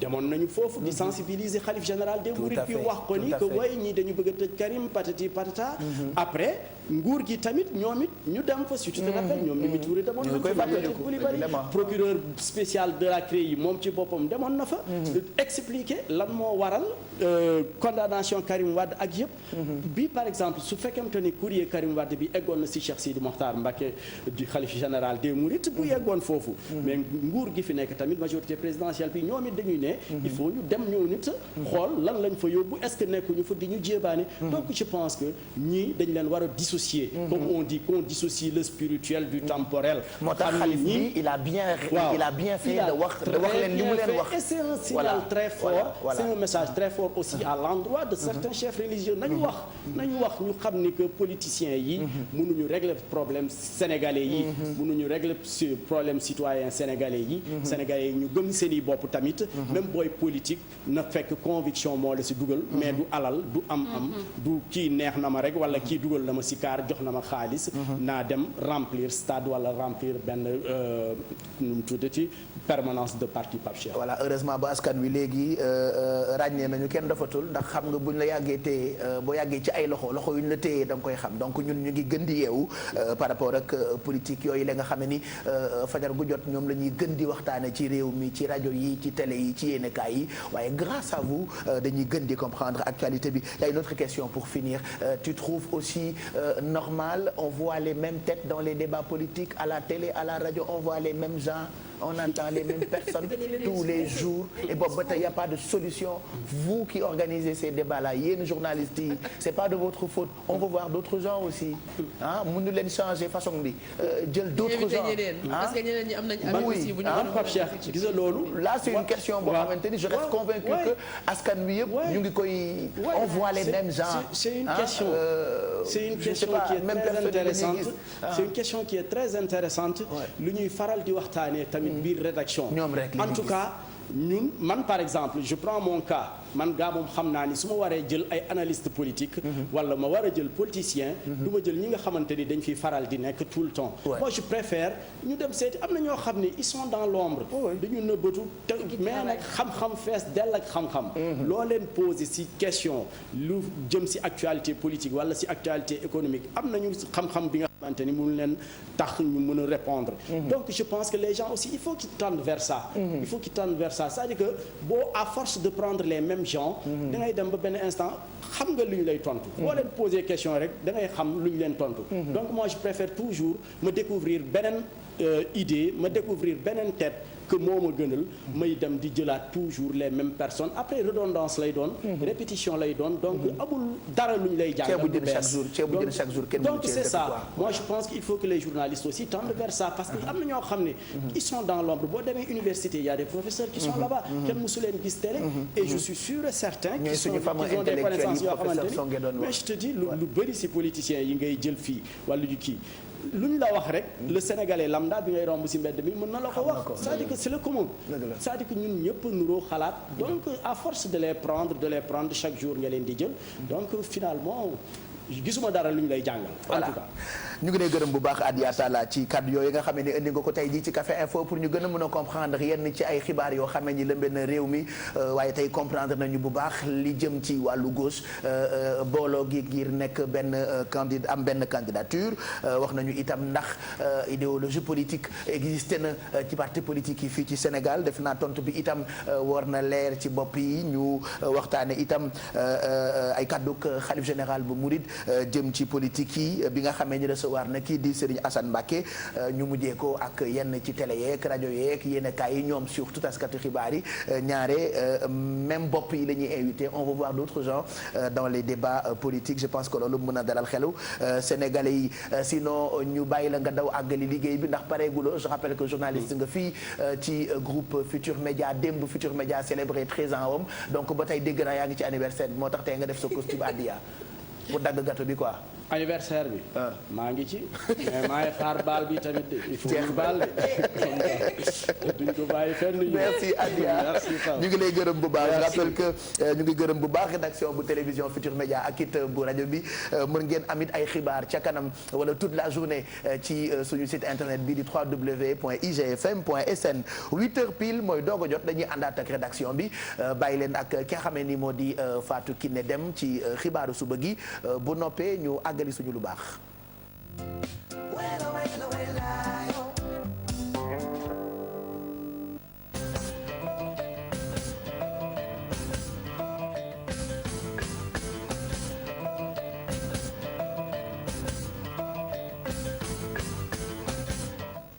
ñu dellusi ci xibaar yi ci wolof tàmbaliku nag ak askan wa yeewoo ci Hann Montagne 6 ñu ngi ci jafe-jafe gannaaw géej gu yëngu woon ñaari fan yi weesu loole nag tax na ba daanaka seen lu bari ñàkk nañu ko seen i kër daanu na seen i néeg it naka noonu ak li nga xamante ni moom mooy seen jumtukaay la fa des kas néew di ay néeg moom la ñuy sukkandiku ngir nag di ca jëfandiku waaye ndaw ñi nga xamante ni ñoom ñooy yeewoo foofu ña ngay def seen kéemtalaay kàttan ngir nag bañ vague yi mën a daaneel yeneen miiree ca des reportage 6 melokaan bi la ñuy seetlu ci tefes bi suuf su ànd ak mbalit lépp géej gi sànni ko fi kër gi moom yëngu-yëngu géej gi bàyyiwul fi lenn muy waañ bi douche bi lépp a dem askan wi fi yeewoo ni ci guddi gu ba setagul. suñu néeg dem na armoire yi dem na yére yi dem na ah léegi amuñu fu ñu dem.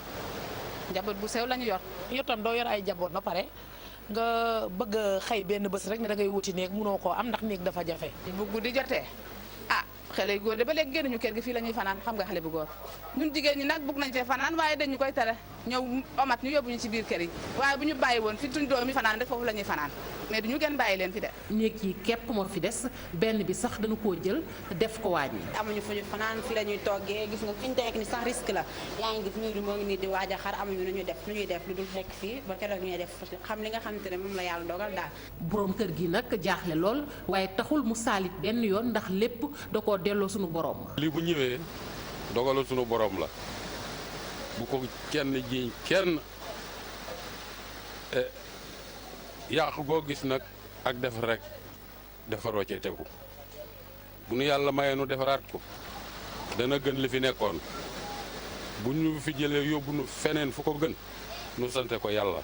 askan wi jaaxle lool waaye ndaw ñi dogu di def seen kéemtalaay kàttan ngir nag vague yi bañ a daaneel li des ci miir yi. ñaari fan a ngi ñuy fanaan même sax amuñu moyen mais dañuy jël ay saaku def ko ci ay suuf ñëw di koy teg ci fondement yi pour géej gi bañ a am doole si biir kër yi. géej gi daraan na yëngatu mais mosul yëngatoo nii daal waaye fu mu nekk ne canal gi moom moo ko gën a may doole sax moo tax canal bi ndax ñaar moo fay xelli moom la bu foos bi ak ndoxu taw bi. ñun nag dañuy ñaan autorités yi ñu tëjal ñu canal bi parce que canal bi yàgg nañ ko xeex canal bi moo ñu indil jéye tey parce que maladie yi war a mun a ñëw loolu conséquence ëllëg la. sous-préfet bu Grand Dakar ñëw na ngir nemmeeku jafe-jafe yi askan wi dund waaye ba ñu ko laajee nanguwul tontu.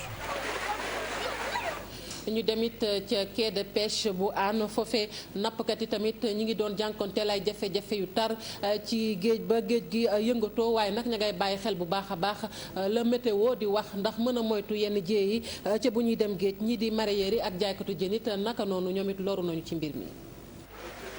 nappkat yi jaaxle lool géej gi ba tey yëngatu nappkat yi ñu fekk fii ci quai de pêche bu Hann ñoom ci seen gis-gis ak temps bi ni mu mel nii dem ci géej wóorul dara. am na ay benn gaal dem géej mais xam naa bariwul nag waaw xam naa daal xaar daal bu suba ginnaaw suba moo gën a wóor daal. am na ci gaal toj am na ci kër yu mu yàqu moom mën nañ si ñàkk moom wax dëgg la am na ci de. jour bay ngelaw amee benn gaal takk andi nu moo tax tey ñëw fi ngeen waaye andi ko tekk fii. géej gi yëngu woon ñaari fan yi indi ay loraange yu bari muy mareyeur yi ak jaaykatu jën yi ku ci nekk yëg nga ko. ñaari fan yi moom doxul moom li ñuy def mais duñu am géej gi dafa yëngatu ni nga demee noonu ngay ñëwaale man mi toog naa ñetti fan yàlla yoo xam ne jaayoo ma. am na mbaari ma yoo xam ne fii daanu am na mbaari yoo xam ne ndox mi dafa gas ci suuf la jaar mbaari dañoo mab et puis canal gi boîte yeeg bagage yi yëpp li mu fi yàq bari na daal li mu ma yàq bari na fi de. ndax dañuy ñëw ba fi ñuy liggéeyee mu fekk suñu fa ànd ak sax yeeg yëpp ndax jamono ji ñu turi jën yi fii parce que amuñu woon glace mu dem ba nëb nag sax yi ànd ak ndox mi mais malgré ni ñuy def amuñu toog il faut que ñu jóg daan suñu doole moo tax. glace boo koy ba mu yàgg il faut mu wàcc quantité bi nga amoon dootoo ko mën a amal. li jëm ci jafe-jafe yi tax na ba nappkat yi ne dañuy bàyyi xel bu baax a baax li météo di wax. dëgg lu météo rek ñu def ko rek loolu mën a ñaax comme météo moom ñoo xam ne li ci ban heure lay ngelaw ban heure lu ngelaw ñu déglu ko rek. ñoom nag fi mu ne nii ñu ngi toogandi di xaar ba file géej gi di dal su ko defee ñu mën a tàmbaliwaat seenub liggéey.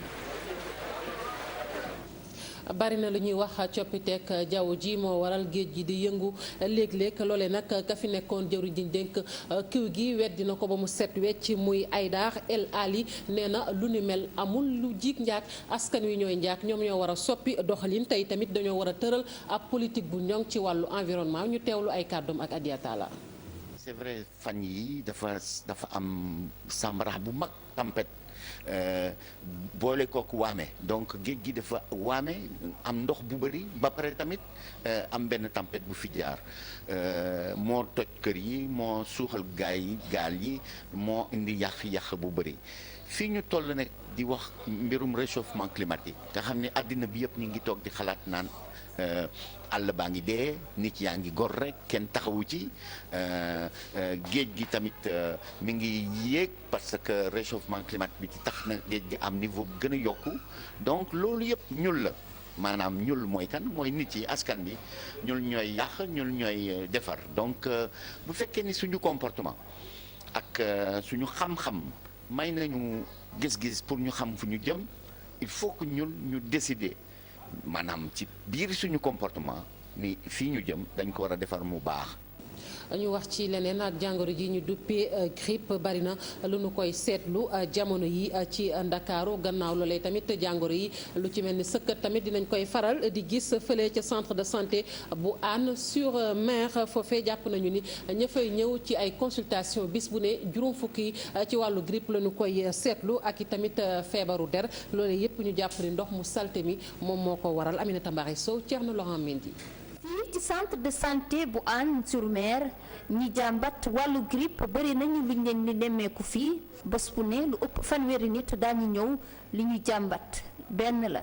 période bii dañuy gën a seetlu surtout ci mag ñi mooy grippe bi daal sonn na leen trop waaw mooy bakkenu fàtte yeeg dikkule ak sëqët bi waaw moo leen gën a sonal période bi waaw c'est lié nag ak changement climat bi ak poussière bi ak humidité bi waaw loolu yëpp mooy gën a favoriser pullulation virus yi. mën nañ ne dina am ay juróom fukki malade yu ñëw ci centre bi waaw di consulter pour loolu waaw li ñu noté peut-être mooy que comme chaque nawet dañ koy xaar mais depuis quelques années moom palu bi bëreetul. yeneen i feebar yu jëm ci wàllu der nemmeeku nañ ko tamit fan yi médecin bi jàpp ne ndoxu taw bi ak salte bi moo ko waral. dañu am picc parce que ndox mi ñu jaar moo tax xoolal gi ci ndox bi dañ jaar bi ñu ñëw xuus dañuy xasan bu guddee seen yaram bi day xasan. ci xale yi moom li leen gën a sonal mooy dermatose yi waaw mooy genre ngàppateeg yooyu xale yi di génne seen yaram yi ndax ndox yu salte yi nekk ci tali bi nga xam ne dañ ciy fo waaw moo koy gën a favoriser période bi ci xale yi moom bëri na li ñuy woowee pyodermite parfois olof moom la ñuy wax ngàppati waaw bëri na trop ci xale yi période bi. changement climat yi tamit ak tooyaay gi jàpp nañ ne day faral nit ñi di feebar yenn feebar yi looloo waral ñuy ñaax waajur yi ñu gën a farlu ci cet gi.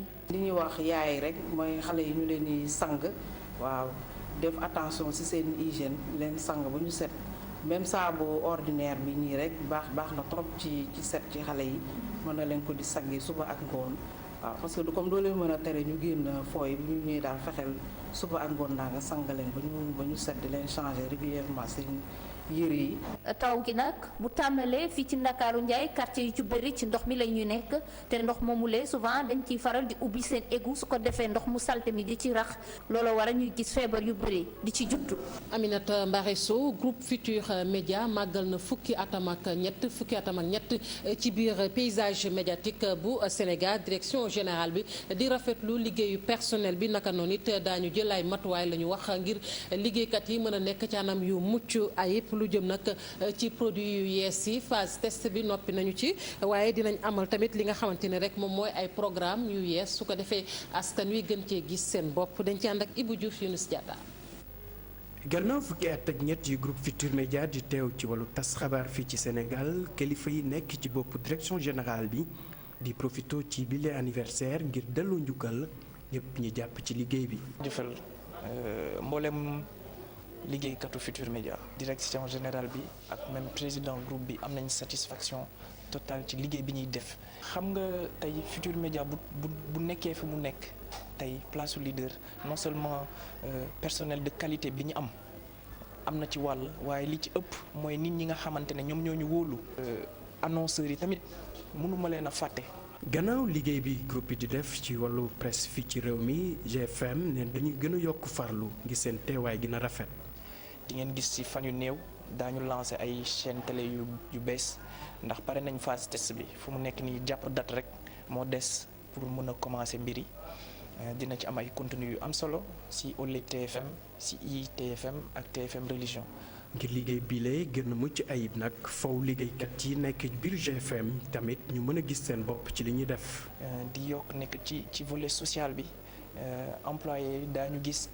ay jéego yoo xamante ne direction générale bi dañ ko teg pour ñu gën a sentir seen bopp ci liggéey bi ndax ñàkkul sax ne am na lu ñu ci jot a def waaye du doy te daañ ci xar suñu tànku tubéy pour rek gën leen teg ci condition de travail yu gën leen bëggloo tamit seen kër. gannaaw mébét yi ngir yóbbu groupe Futur Média fu gën a sori direction générale bi gis na ne personnel bi mu am ànd nañu ak xarañte bi li ko war mooy fexe ba ñooñee seen nekkin gën a mucc ayib ci biir GFM. Ibou Diouf muy ñiy déglu rajo bi di seetaan télé bi ñiy liir yéenekaay bi di l'Observateur ba ci sax internautes yi ñoom nag ku ci ne rafetlu nga liggéey groupe Futur Média teewul nag ñuy sàkku ñu gën a dooleel grille programme yi ñeel RFM ak télévision Futur Média Cheikh Tidiane Dione. lecteurs téléspectateurs auditeurs et internautes ñoom di joxe seen xalaat gannaaw bi groupe Futur Média dal di amee lu toll ci fukki at ak ñett ñoom ñuy joxe seen xalaat ci liggéey bi nga xamante ne groupe de presse bi mu ngi koy def fii nii ci mim réew. On la suit très très très bien du côté du sport. en tout cas beaucoup d'émissions l'écoute au niveau de la Casamance. Observateur dañ koy lire bu baax a baax a baax. ñu ngi def ay initiative maa ngi gis aussi ñu ngi progresser ci journaux bi ci télévision bi ci rajo bi. xam nañ ne am na professionnalisme ci la ñuy def ak ña koy def waaye nag di leen gën a encourager pour ñu continuer ci boobu vision. dëgg-dëgg neex nañu te télé buy wax actualité bu am la actualité boo xam ne moo nekk vraiment bon kontaan nañ ci auditeurs yi yëpp kontaan. suñ sukkandikoo ci interlocuteurs yi ñoom nee nañ liggéey bi rafet na waaye faw ñu am leen luñ ci defaraat. yaatal côté musique côté culturel la àndal ànd ak éducation kon nag it war nañu gën di góorgóorlu ci boobu domaine itam di orienter xale yi ci lépp loo xam ne itam du leen këf. Non, il n'y a pas de critique, sinon vous souhaitez d'aller un peu plus loin quoi, pour satisfaire un peu le milieu quoi. ci fàttali groupe GFM mu ngi am lu toll ci ñeenti support de communication de masse muy RFM Observateur TFM ak IGFM laata démarrage officiel bu nouveau produit yi nga xamante ne groupe bi mu ngi ko amee. Cheikh Tidiane Dione di la jaajëfal yéen it naka noonu rédaction bi dig leen daje 13h ci yeneen jotaayu xabaar.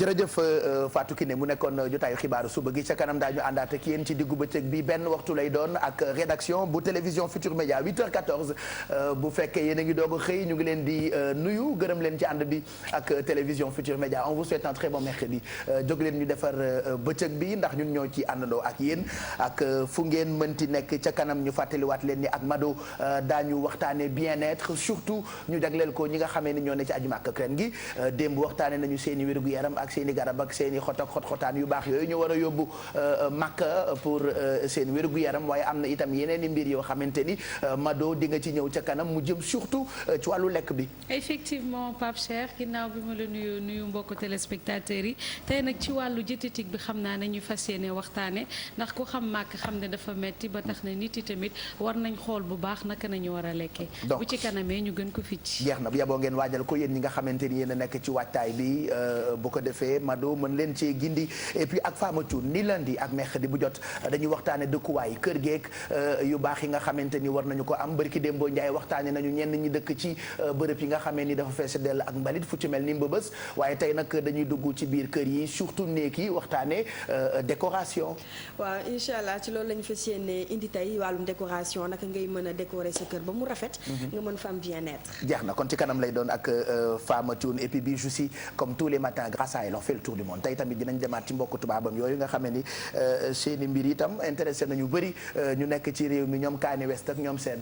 waa sama mbokk olof yi la ñuy commencé. da ngay wax rek. billaay yow. après waaye ci Kaani la ñuy mujj. Kaani moom foog ñu wax ci moom. wax dëgg yàlla nag Kaani. je vois que toutes les télés du monde parlent actuellement buñ dee wax affaire people. c'est-à-dire que man dama foog ne moom. moo ko tey finalement. que chaque MTV VMA. dina wax loo xamante ne nii boo xëyee li fa xewoon yëpp danga koy fàtte ci moom ngay concentré. il ne fait pas exprès parce que tous les ans nga wax. mais chaque année il fait ça. en tout cas kenn laaju leen du seen rubrique ku ci nekk wax nga li nga indi tey bàyyi leen ko mu dem tuuti nag. en tout cas bëgg na buzz xam na nuñ koy defee tout à l'heure dinañ wax ci li mu defati encore ci MTV VMA yi mais Fallou Dieng la ñuy commencer parce que malheureusement il paraît que dañ ko cambriolé après dinañ ci gën a dem pour joxe explication yi ci am yëpp. Cheikh Lo bi gagné le prix du Womex ak commentaire yi mu ci def et puis la dernière fois je vous ai promis que Mousso Mandela procès bi fu mu toll dinaa ko wax xool nu mu mujjee dinañ ci ñëwaat tout à l'heure. voilà Bijou international donc tey ci Kanye West ak Kanye West plutôt ak ñeneen ñi nga xamante ne ñoom la ñu tuddee ay people comme tous les mercredis et puis ce matin dinañu dem ci wàllu tàggat yaram barki Dembo Ndiaye suñu gaynde yi dañ ñoo sagal ci Tunis donte gagné wuñu coupe bi demuñu final mais y a eu beaucoup de problèmes gis ngeen ni ñu ngi waxtaane seen ñibbisi ak nañ leen bàyyi woon ci aéroport ba dégg naa seen i lekk sax baaxul woon lan moo tax fédération bi defee leen noonu ca kanam dañ ko waxtaane ci pàcc bi ñu jagleel tàggat yaram ak Ndiaye digital waaw Pape Cheikh comme ni nga ko waxee tey sport nañ indi tey préparation match Sénégal Namibie bi ko jógee tey am nañ benn invité surprise mi ngi xaar mu ñëw koo xamante ni bokkoon na ci afro basket bi mi ngi ñëw bu ñëwee ñu waxtaan ak moom tey jafe-jafe yi équipe nationale amoon fële ci Tunisie. voilà parce que nettali ci làmmiñu borom boobu ba tey taskatu xibaar ñoo ci wax donc c'est toujours bien ñoom ñi nga xamante ni ñoo bokkoon ci tanière bi ñëw quand même indil ñu ay leeral Alfie grâce à toi ci kanam ñu safal suñu làmmiñ tuuti tey la àllarba et c'est souvent menu pour enfants ngay proposé. tout à fait Pape Cheikh les mercredis xale yi lay toggal parce que ñoom ci rubrique yi la ñu bokk Pape Cheikh ci émission bi la ñu bokk. donc avec les beurre Sofia ci kanam ñu defar ay coussinette à la confiture. donc pâte baa ngi nii ñu commencé tàmbalee defar farine suukar ak sucre vanille. donc damay defar pâte bi rek bu ñu dellu si waatee ma expliqué. d'accord xanaa ma jox la nga defaral ma café foofu rek s'il te plaît waaw nga defaral ma café rek te yàlla tax waaw am café gu tàng waa kaa jël kaas bi s'il te plaît juste un petit café s'il te plaît le matin café gu tàng bi te am purit y a rien de tel donc Alfie wax dëgg yàlla yow laay wax rek nga defaral ma ko je voulais juste montrer sa petite jupe voilà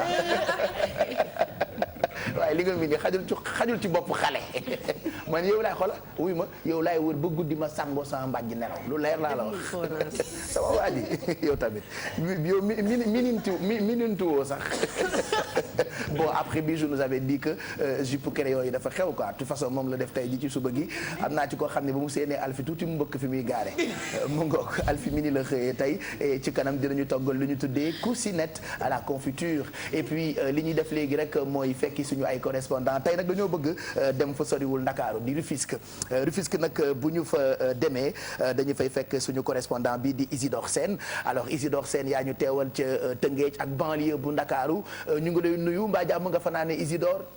jàmm rek Pape Cheikh Diallo moom la. naka suba si Tëngéej tey nu ngeen yeewoo. waaw ñu ngi yeewu ci jàmm ñëpp ci jàmm Pape Cheikh Diallo.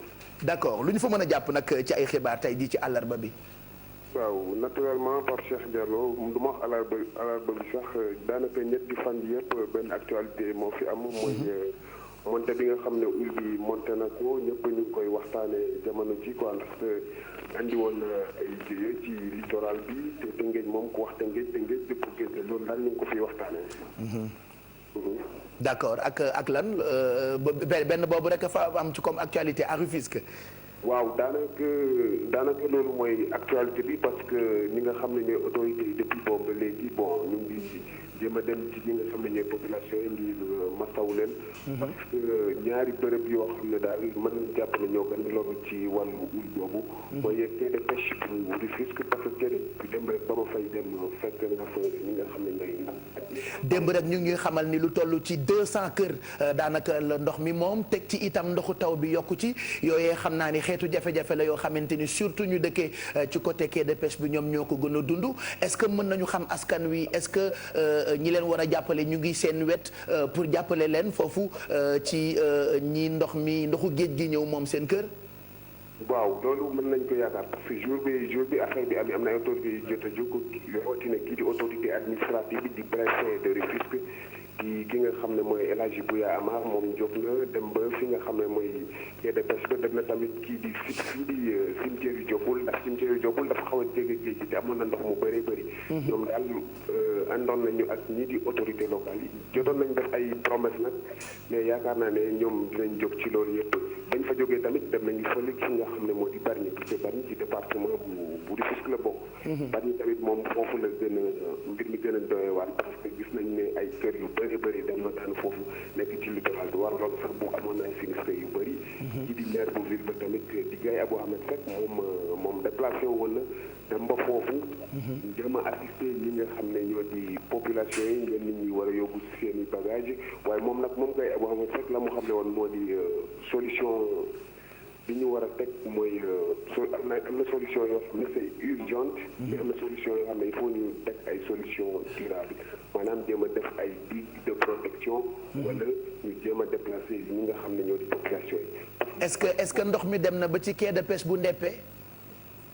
waaw foofu nag jotuma faa àgg parce que heureusement ndox mi jot naa dugg ba ci biir kër yi bu baax a baax parce que nit ñi dañoo yeewu gis ne ndox mi moom daanaka dafa ball bu baax a baax ba dugg ci biir. voilà d'accord ñu ngi lay gërëm bu baax Isidore Sène dañ lay bàyyi rek nga daw toppal ñuy xibaar bu ko defee ci kanam dinañ ñëwaat ak yow ci ay reportage yoo xam ne di nga ko yónnee rédaction bi pour suñu mbokk yi nga xamee ni ñooy gëstu yaa ñu teewal foofu ci Tëngéej donc loolu rek mooy actualité bi foofu ak ndox mi nga xamee ni ndoxu géej la moom yenn ci ay kër yu nekk ci boori tefes gi teg ci itam ndoxu taw bi yokku ci ñoom actuellement ñu ngi dund ay jafe-jafe ñu ngi leen di ñaanal jàmm et puis ay sinistré lañu ku leen mën a dimbali leen même bu fekkee dëkkuloo ci boor yooyu noonu suñu borom baaxe la n'hésitez surtout pas mën ngeen dem directement Tëngéej Caaroy ak Bargny ci boor yooyu nga xamee ne am nañu fa dëkkee te amatuñu dëkkuwaay à cause de ndox mi ngeen jàppale leen heureusement ba Sénégal léegi dañuy dox bu baax ci li ñu tuddee jàppal ma jàpp moom la tubaab di woowee solidarité merci beaucoup Isidore Sène mi ñu teewal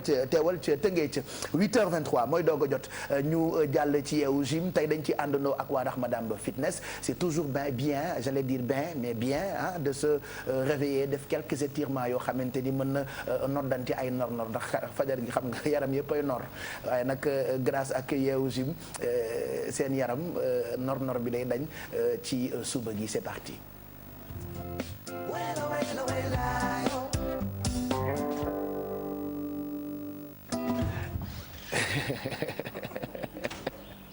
mais lan ngeen di ree coach gars yi ñu ne booy ñëw yeewu leen da ngay watu diw def yëpp mais lan moo tax kii bi nu mu tudd solo bi dafa am solo ci sport. Ah oui il faut surtout être propre te bañ a jël yére yi sport ko ñàkk tey def ko am comme Ahmed Niang dugg sa armoire wala weer ci naaj bi solaat encore forox bi day des te saal dajaloo ci ak xet baaxul voilà bu defee sport ba pare fóot ko wala nga bàcc ko bàcc yomb na da ngay sóob rek fëgg weer franchement te yow da nga koy jàngale. Allez, qu'est-ce que tu proposes ce matin ci Yeewu Gym? Renforcement musculaire avec ces petits poids là, renforcement avec les bras. D'accord, renforcement musculaire, c'est parti. C'est parti aujourd'hui. Merci les téléspectateurs. On s'étire d'abord. Il faut toujours s'étirer avant de commencer, ça c'est très important. Tirer vers le haut, monter sur la pointe des pieds, tirer encore, revenir encore sur les côtés maintenant. On se presse pas, mais doucement, on a un étirement. Ok, là maintenant devant. Cherchez petite rotation. Là, tout doucement, sans rien forcer. Ok, de l'autre côté maintenant. Ok, maintenant on est là en bas. C'est bon, c'est bien. Allez, un peu de talon fesses. Réchauffer un peu le corps. 7, 8, 9 et 10. C'est un tout petit peu. Maintenant les bras vers l'avant. C'est bon? On est là. Go. 1, ouais. 2, 3, 4, oui. 5, 6, oui. 7, les bras toujours continuent à travailler. 7, oui, 8, on commence à appuyer un tout petit peu. 9, et 10, soufflez et restez, récupérez un tout petit peu les bras, secouez un peu les bras. Ça commence à faire mal au niveau des épaules. C'est bon? Allez, une deuxième fois. 1, 2, 3, 4, 5, 6, oui, 7, soufflez encore, oui, 9, et 10, ok, maintenant position femme, changez de position là, on est là,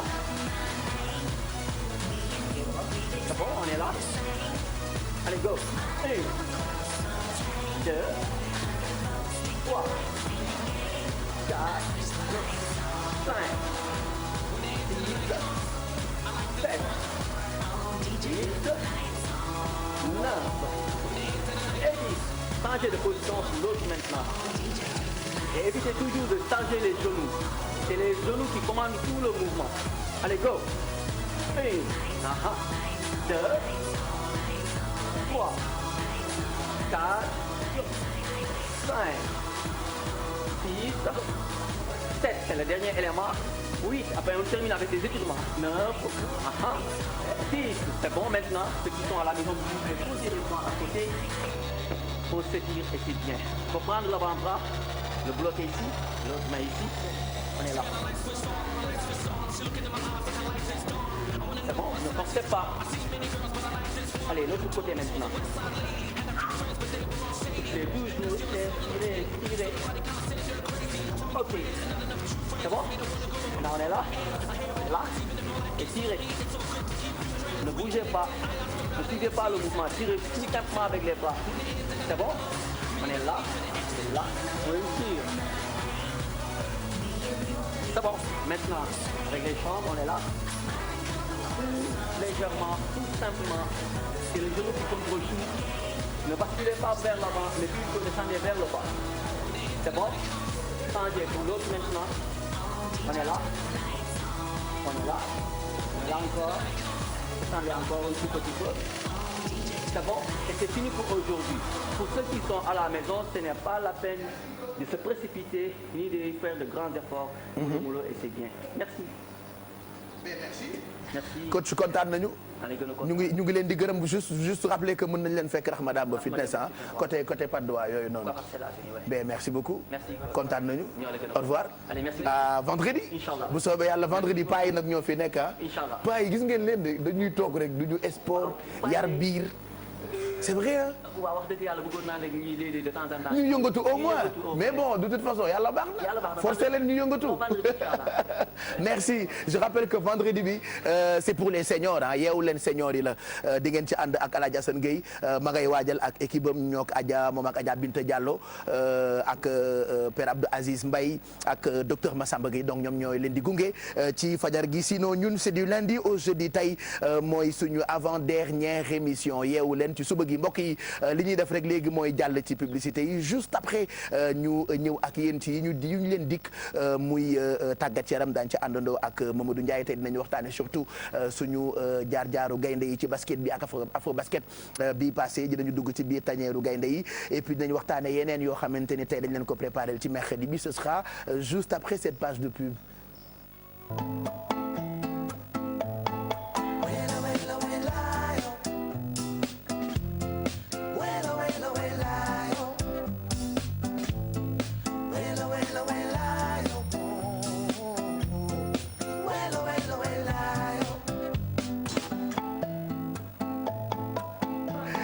C'est ce qu'on appelle sourire télécommande voilà production bi ñoo ne ma sourire donc j'ai fait comme ça voilà c'est la production qui a demandé 8h43 ñu ngi gërëm suñu partenaires yëpp ci kanam dinañu waxtaanee seen njëriñ muy poste cash ak yeneen partenaires yi ñuy àndal Alfi ma ngay xóoyal moom tamit dinañu àndandoo ak moom fi léegi ay minutes en attendant comme tous les mercredis nous parlons sport ak ki nga xamante ni mooy Mamadou Ndiaye les intimes l'appellent maintenant Ndiaye digital pour ñi nga xamante ni xaritoo na ak ñoom on va enchaîner tout de suite ak pàcc boobu la nga xam ni moom la ñu tuddee yeewu sport.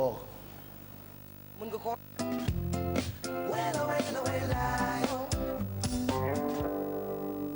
et dañuy ibbi ak li nga xamante ni moo jëm ci match bi nga xamante ni suñu équipe nationale baa ngi koy préparé ci seen diggante ak Namibie alors démb la ñu def defe naa seen séance d'entraînement bu njëkk ca Windhoek. voilà yegg si nañu démb def seen séance d'entraînement bu njëkk ndawu Aliou Cissé yi ñoom ñëpp sax matuñu xam naa ni tey la groupe bi war a mat loolu Aliou Cissé digle ci wax ci entraînement démb bi. Sénégal war a jànkaarloog Namibie samedi à partir de 14h30 heure boobu. samedi 13h30 heure de Dakar. fu ñu koy fubalee. foofu à Windhoek. ah Windhoek fan la. Namibie. ah Namibie d'accord mooy capitale bu Namibie. d'accord donc yàlla nañu am fekk si leen dóor leen. waaw loolu mën na ne. ndaxte j'espère qu'on l'aura. match bu am solo la mu nekk deuxième journée éliminatoire CAN 2017 bi fas yéene am fële ca Gabon. démb nag fii ci Sénégal tamit équipe nationale locale bi joué na benn match amical bu ñu doon amal ak waa Cameroun. très bien ñu def match nul fii Léopold Sédar Senghor 1 but partout. léegi nag xam naa ne tey moom waxoon nañu léegi suñu invité bi surprise la. dañuy yegg si li fi xewoon lépp ci afro basket bi. waaw il faut ñu waxtaane ko mais déjà invité bi on va lui dañ koy defaral micro bi juste que kii defar micro bi dafa gàtt. il faut ñu tegal ko banc peut-être pour mu yéeg bu ko defee mu. man xaw ma noonu Ibrahima Thomas nii la njoolee. wax sunu turu surprise sunu turu. surprise nit ñi xam nañu bu ñëwul moom ak góor gi si Dieng ñoom ñooy suñu ay joueurs. nationale voilà ñun man équipe nationale bu football bi Cheikhou Kouyaté mooy sama footballeur préféré. waaw basket bi Ibrahima Thomas ak Gorgui Sy Dieng voilà donc tout le monde sait bu dul góor gi rek. Thomas la voilà parce que c'est les meilleurs. les autres pardonnez-moi mais bon voilà. mais il est long de. et Thomas viens ma xool man ñaata laay mesurer quoi déjà je fais 2 mètres viens ma xool ñaata non on viens on se mesure ici viens. faut pas t'imposer ça. ah yow sa fil bi jàppale ko fil bi. yëgal ci kaw ma xool alors juste vous dire que c'est notre invité hein. il est Sadio Diallo. Thomas mais naka timis. c'est grave. non li fort. toi tu fais combien de mètres. 2 mètres 13. yow maanaam yow mënoo bokk ci équipe nationale bi kaay. bienvenue on est content de te recevoir tey jii ci suba mais comment tu fais pour dawal sa oto xanaa oto spécial nga am. non. c'est régulier. bokkul ak mesure oto yi de. bàyyi ko muy mel ni Djibi bu Montpellier. bienvenue on est content félicitations en tout cas. donc c'est notre invité ce matin. ñu waxtaanee Afrobasket bi ak seen participation. voilà Ibrahima Thomas moom mi nga xamante ni def na 6 matchs ci Afrobasket bi. am 226 minutes jouées 114 points 35 rebonds. Ibrahima Thomas ñu ngi lay wax bienvenue. merci. Première question bi rek Pape Cheikh xam naa ne dañuy dugg juste mu analyser ñu parcours Lions yi ci Afrobasket bi. bon d'abord dañuy remercier population bi. parce que ñu ngi woon Tunis nekk ñu woon fii mais xam nañu li fi xewoon. on avait le soutien donc c'est une déception parce que ba ñuy dem honnêtement coupe bi mu taxoon jóg. mais xëy na comme ni ñu koy waxee suñu borom moo dogal ne fii la war a yem. donc ay jullit lañ ay doomu jullit lañ dañ koy nangu comme ñëpp ndax équipe bi ñu fa fekk gënuñu te comme que yàlla yemal na ko foofu ñu ngi sant yàlla rek. waaw Ibrahima Thomas dañuy ñëw ci juste match bi ñu éliminé match bu metti bi jafe bi nga xam mu nekkoon sa jour boobu ndaxte vraiment 3 points yi Sénégal yaa ñu indiwaat 76 à 76 bi ñu dem prolongation parce que 3 points yu am solo nga doon match boobu gis naa ni am na fa déception parce que sax match bi jeex na gis nañ ba tey génnoo ci parquet bi yaa ngi toog sëgg ba tey am déception bu kii match boobu noo ko mën a jàngatee ci défaite boobu Sénégal am ci. pour man ba léegi nii sax dañuy gént nii pour man match bi sax jéeguñ ko parce que xam nga sport dafa doy waar. am na yu bëri yoo xam ne moo koy wax sax mun naa ne fii la ñu fanaan parce que même équipe bi nekkoon foofu honnêtement en tant que sportif ils nous regardaient comme des champions. ah oui. parce que on a tout fait ñun préparation bi ñu waroon am demeewul lu mu waroon demee. parce que mënoon na bu lépp nit ñi gis nañ seen bët. mais ba ñu yeggee ba foofu dañuy am groupe bi li ñu tax yóbbu fii nii mooy ñun ñëpp ku nekk dafa bëggoon sa morom. te équipe dafa mel ni chaîne quoi. entente moo amoon ci tanière bi.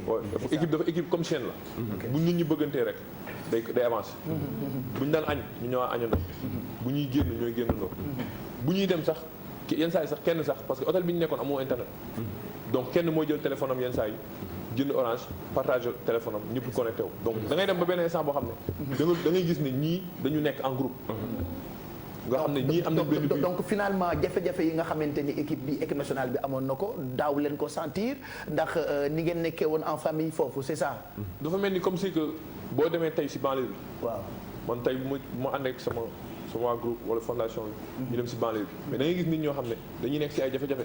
inondation yooyu lu koy xamul. mais comme que ñi ngi en famille. da ngay gis duñ ko yëg. duñ ko yëg parce que chaque fois boo tourné rek da ngay gis sa morom nga xam ne kii situation bu mu nekk mi ngi reetaan. mënoo def leneen lu rek. donc mën naa ne peut-être jàngat bi ma si gën a am si match boobu noonu mooy groupe bi gars yi ñëpp dañu choqué. parce que Nigéria 2 heures de temps avant match bi ils étaient dans les salles en train de regarder des films des vidéos pour xam ne ñun dafa dóoree Sénégal. on a ñun ñoo njëkk génn hôtel bi. te man joueurs nigériens yi je les connais. maa góor gi xam nañ leen. c'est des gens yoo xam ne ils sont nés aux États-Unis seen parents yi fa lañ dëkk. donc xam nañ leen doon nañ waxtaan ak ñoom et tout ça. Nigéria boo leen yeewoon tey da ngeen di gagné Sénégal duñ ko gëm. parce que même ñoom ñemewuñu woon sax ah dañu amul benn équipe bu ñu ñeme woon. c'est pas de question de modestie ou truc comme ça c'est la loi de la compétition. mais lan moo tax kon ngeen parce que juste ñu meloon la. déjà individuellement ñun ñëpp ku nekk ñoom xam nañ ñu avant ñu ñëw individuellement. ok donc suñu ñëwee jël individualité yooyu noonu teg ko fee. ñu àndandoo ñun ñëpp nekk groupe. compétition bu équipe bi nekkee groupe rek ñee ñi dañ lay bàyyi xel. parce que da ngay nekk groupe nga gis ne tey jii tey benn Thomas bu duggee wala benn góor bu dugalee benn pañe nga gis banc bi ñi nekk si banc bi toog si banc bi mais mënoon nañ toog ne joué wuñu bañ a jubilé wala dara mais ñooñu ñoo gën a sax sawar ñi nekk si terrain bi affaire yooyu noonu yëpp dafay jouer si compétition da ngay xam ne ñii équipe bi nii dañu am esprit dañu am moral ça veut dire que ki ngay même ki mujj si banc bi bis boo ko dugalee sax dafay mel ni comme si que mi ngi joué depuis commencement bi. xanaa loolu moo waral yéen ñëpp ngeen di wax que nañu garder équipe bi parce que souvent Sénégal nañu seetlu ne benn équipe day dem commencé formé wu duñ ko bàyyi mu màgg ñu tas ko indi ñeneen ñu bees. affaire garder équipe bi moom ñun ñëpp xam nañ la moo koy indi mooy que ne les gens ils prennent pas les mesures nécessaires pour garder une équipe. équipe dafa mel ni xale buy judd rek boo ko jëlul tete ko mënoo wax ba mu dox wala mu def lu mu bëgg a def donc ñoom bu ñu deful lu ñu war a def ñun tamit mais y a le cas de Amady qui était ici l'année passée. si. mais ñëpp ni ñuy wax ne Amady bu ñu ko amoon mais Sénégal bu ñu defoon lu ñu waroon def man gëm naa ne Amady dana ñëwaat. waaw mais à la fin il fallait que mu toppatoo carrière am tamit parce que loolu looy suturaam loolu lañ dimbalee famille am. c'est clair. pour fàttali rek dañuy ñëw keroog ci lendemain après match bi ñu jëlee 4e place bi. lendemain bi dañ la dégg ci micro suñu confrère BBC nga ni c'est dur de venir en équipe nationale nan lañ mën a jàngatee loolu nga wax foofu jafe-jafe yi ngeen amoon foofu ci Tunisie ba ci seen retour bi amoon problème. côté boobu sax dama si indi benn leeral parce que am na ñu bëri ñoo xam ne war nañ ma si mere ma si mooy que ne dañu defe ne dañu dem si médias yi di wax. Moi, il y avait des télévisions qui étaient là-bas, ils me suivaient. Ils sont venus pour me suivre. Le gars de BBC, il est venu à l'aéroport. Il a vu les conditions dans lesquelles il est. Lui, c'est difficile de venir en équipe nationale. Moi, je ne peux pas concevoir. Je vais dire, jouer à Maïdek, ni pour Maïdek. On a fait une réunion la veille avec les fédéraux que je remercie si c'est une ligue. Ndax ñom bu fekkee loolu lañ jàpp ne mooy seen liggéey ñu leen di remercier si loolu ñu ñëw toog jàkkaarloo ñu laaj leen ndax dañuy ñibbi si ëllëg si ñooñu ñu waaw d'accord on quitte l'hôtel à midi et on a un vol qui part le soir. C'est ce qu'ils vous ont dit. Ils nous ont dit ça de leur bouche. D'accord. Donc nous les joueurs ñu jóg dem entraîner dem jouer si guddi si maa góor gi laajaat na leen encore parce que man démb sama sœur dafa amoon baptême laajaat na leen encore si am nañ ay billets ils nous ont dit que on a des billets on rentre demain. ñu yeewu suba indi suñu bagage mais li taxoon ba gars yi ñëpp mer mooy que ne ba ñu yeggee ba aéroport réservation sax amuñu. Ah bon? Oh my God. Moi j'y croyais pas trop quand j'ai vu ça sur internet. Moi j'y croyais pas trop. te réservation boo ko amul mënoo am billet. dëgg la donc le problème mooy que ne mënoo jël ay professionnels. mais suñu club yeeg yooyu ñëpp dañuy yëg li xew. tey sa club mënoo jël seen xaalis di la ko fay nga nekk si yenn conditions yoo xam ne boo ñëwee doo leen jox leen soxla. dëgg la dañ lay dagg. parce que li nga mën boo xoolee dëkk bu nekk boo ko génnee si monde bi war naa am sa benn morom boo xam ne mën na laa doon. mais xanaa bi ngeen di jógee ci hôtel bi di dem ci aéroport bi àndu leen ak dirigeant yi. ñoom dañ leen bàyyi yéen joueurs yi kese ngeen dem aéroport. am na dirigeant bu fa nekkoon boo xam ne. tey mën naa ne ñun ñëpp joueurs yi remercier nañ ko mu ngi tudd Ahmed Dieng. Ahmed Dieng. si biir réunion bi. il a demandé aux gens de ministère. ak ñu fédération ñu fa toogoon. mooy leen wax leen ma lu leer parce que damay jël engagement ak booy. boobu ñun ñëpp ñu ngi toog. mu ne lii bu fekkee mënul nekk wax leen ne mënul nekk. et ils ont insisté que tout était réglé. D'accord. moom moo nekkoon ak ñun bañ demee ba foofu noonu ba aéroport mais da doon daw gauche droite di dem di ñëw mais les gens du ministère kenn nga woon jël ses responsabilités. mais qu'est-ce qui s'est passé après da ngeen mujj jëndal seen bopp billet wala ñoom ñoo jënd billet ci saa si je sais pas j'ai envie de xam film bi nan la demee en fait Sénégalais yëpp loolu la ñuy xaar on trouve anormal que basketball ñu baal ma mais à chaque fois que ñuy dem championnat et indil nañ ñu coupe yu dul jeex tout le temps ils ont des problèmes et je pense que football ñi ngi fi bu ñuy dem duñu leen dégg ci benn métit donc normalement on devrait prendre la responsabilité quoi. Vas-y waaw. li ci xew mooy li sax xëy na peut-être boobu moo ko wax mais l'argent qu'on avait amené pour les primes pour la moitié des primes qu'on devait payer on a payé les billets avec ça. kon seen xaalisu prime moom ngeen fayee seen billet prime yi lañ jëndee billet mais heureusement ba ñoom xaw man ba léegi mënu ma wax naa leen def parce que ñun maa góor gi ba ñu ñëwee di wut billet la femme nous avait dit que tous les places sont sold out. mooy que ne billet yi jeex na amul place. loolu la ñu wax carrément. mu ne ñu amul place. donc mënuñu woon jënd billet. mais après ñoom bañ demee man wax naa ak Assane mu ne ma carrément xaalis prime yi moom lañ jël si lañ jënd billet yi. parce que après affaire bi dafa demoon ba médias yi bokk si lu nekk. ambassadeur bi ñëw na si aéroport bi. eux ils étaient en train de parler avec les compagnies. donc si la ñu amal billet mais li lay woon loolu mooy que ne dañu obligé sax xaaj mooy ñii dañu ñëw premier vol bi ñu ñëw deuxième vol. D'accord. pour fàttali ni Pape Cheikh dañu ñëw ci aéroport bi ay vers 13h30 ba 18h la ñu doon quitté ci aéroport bi. 13h30 ba 18h te defuñu vol direct. Voilà. dañuy def escale Casablanca. ok doog a ñëw Dakar heureusement ba ñëw ngeen loolu moo ci nekkoon l'essentiel parce que démb da nga waroon marqué laax seen kër daa amoon gént dégg naa. je reviens encore ci problème bi c'est pas da nga dem ci média yi wax quoi que ce soit kenn ŋàññul mais ñun ñoo leen moom suñu équipe nationale ngeen on vous a supporté je sais pas ndax wax nañu leen ko mais fii Sénégal dañ leen doon supporter comme ay dof c'est-à-dire ñun ci Facebook Twitter on stressait à chaque fois ngeen war a jouer parce que da ngeen ñu dund looloo xam ne gëjoon nañu ko dund on a vécu ça souvent ak basket bi mës nañu ko dund ci benn période ak équipe nationale bi donc Sénégal am na fu muy toll bu suñu équipe demee di wane boppam par rapport ak yeneen dëkk yi ñun suñu sac la donc je pense que c'est toujours bien ngeen expliquer population bi ñun 12e gaynde bi pour ñu comprendre dégg naa même lekk yi demeewul noonu parce que nee nga léegi hôtel bi y a même pas net mais lan ngeen doon lekk foofu mbaa du ay pinton non lekk yi moom dès premier jour bi ñu ñëwee ñun dañu commencé woon génn dem ci restaurant yi lekk parce que comme ni ma waxee waaw parce que dañ ñëwoon pour jël coupe bi donc bëgguñu woon am dara loo xam ne daf ci ay détails quoi on sortait suñu propre xaalis ñu dem jël coupe bi ba ci problème mu prime yi on a fait une réunion on a dit carrément ba ñuy gagné Angola on a dit carrément bon les gars lii nii mooy but bi parce que ñun tam ñu ngi ci réseaux sociaux yi gis nañ mais fii taw yi fi doon am ak yëpp yëg nañ ko mais nit ñi dañ doon fàtte loolu sax ndax match yi donc buñ demee boo xam loolu ñu ne bon buñ fi wax waxu prime buñ fi wax waxu dara nañ dem jouer ñu jël championnat bi buñ yeggee ba Sénégal lépp lu ñuy wax nag ñu toog foofu ñu wax mais dañ doon génn dem ci restaurant yi di lekk am na ay temps yoo xam ne sax góor gi moo nekkoon en relation ak benn femme sénégalaise boo xam ne moom moo daan togg duñ ko indi hôtel parce qu'on vous donnait pas à manger c'est ça mais la bouffe qu'il y avait là-bas c'était pas mangeable lan la woon ay jaga wala non mais man xaw ma ay lan la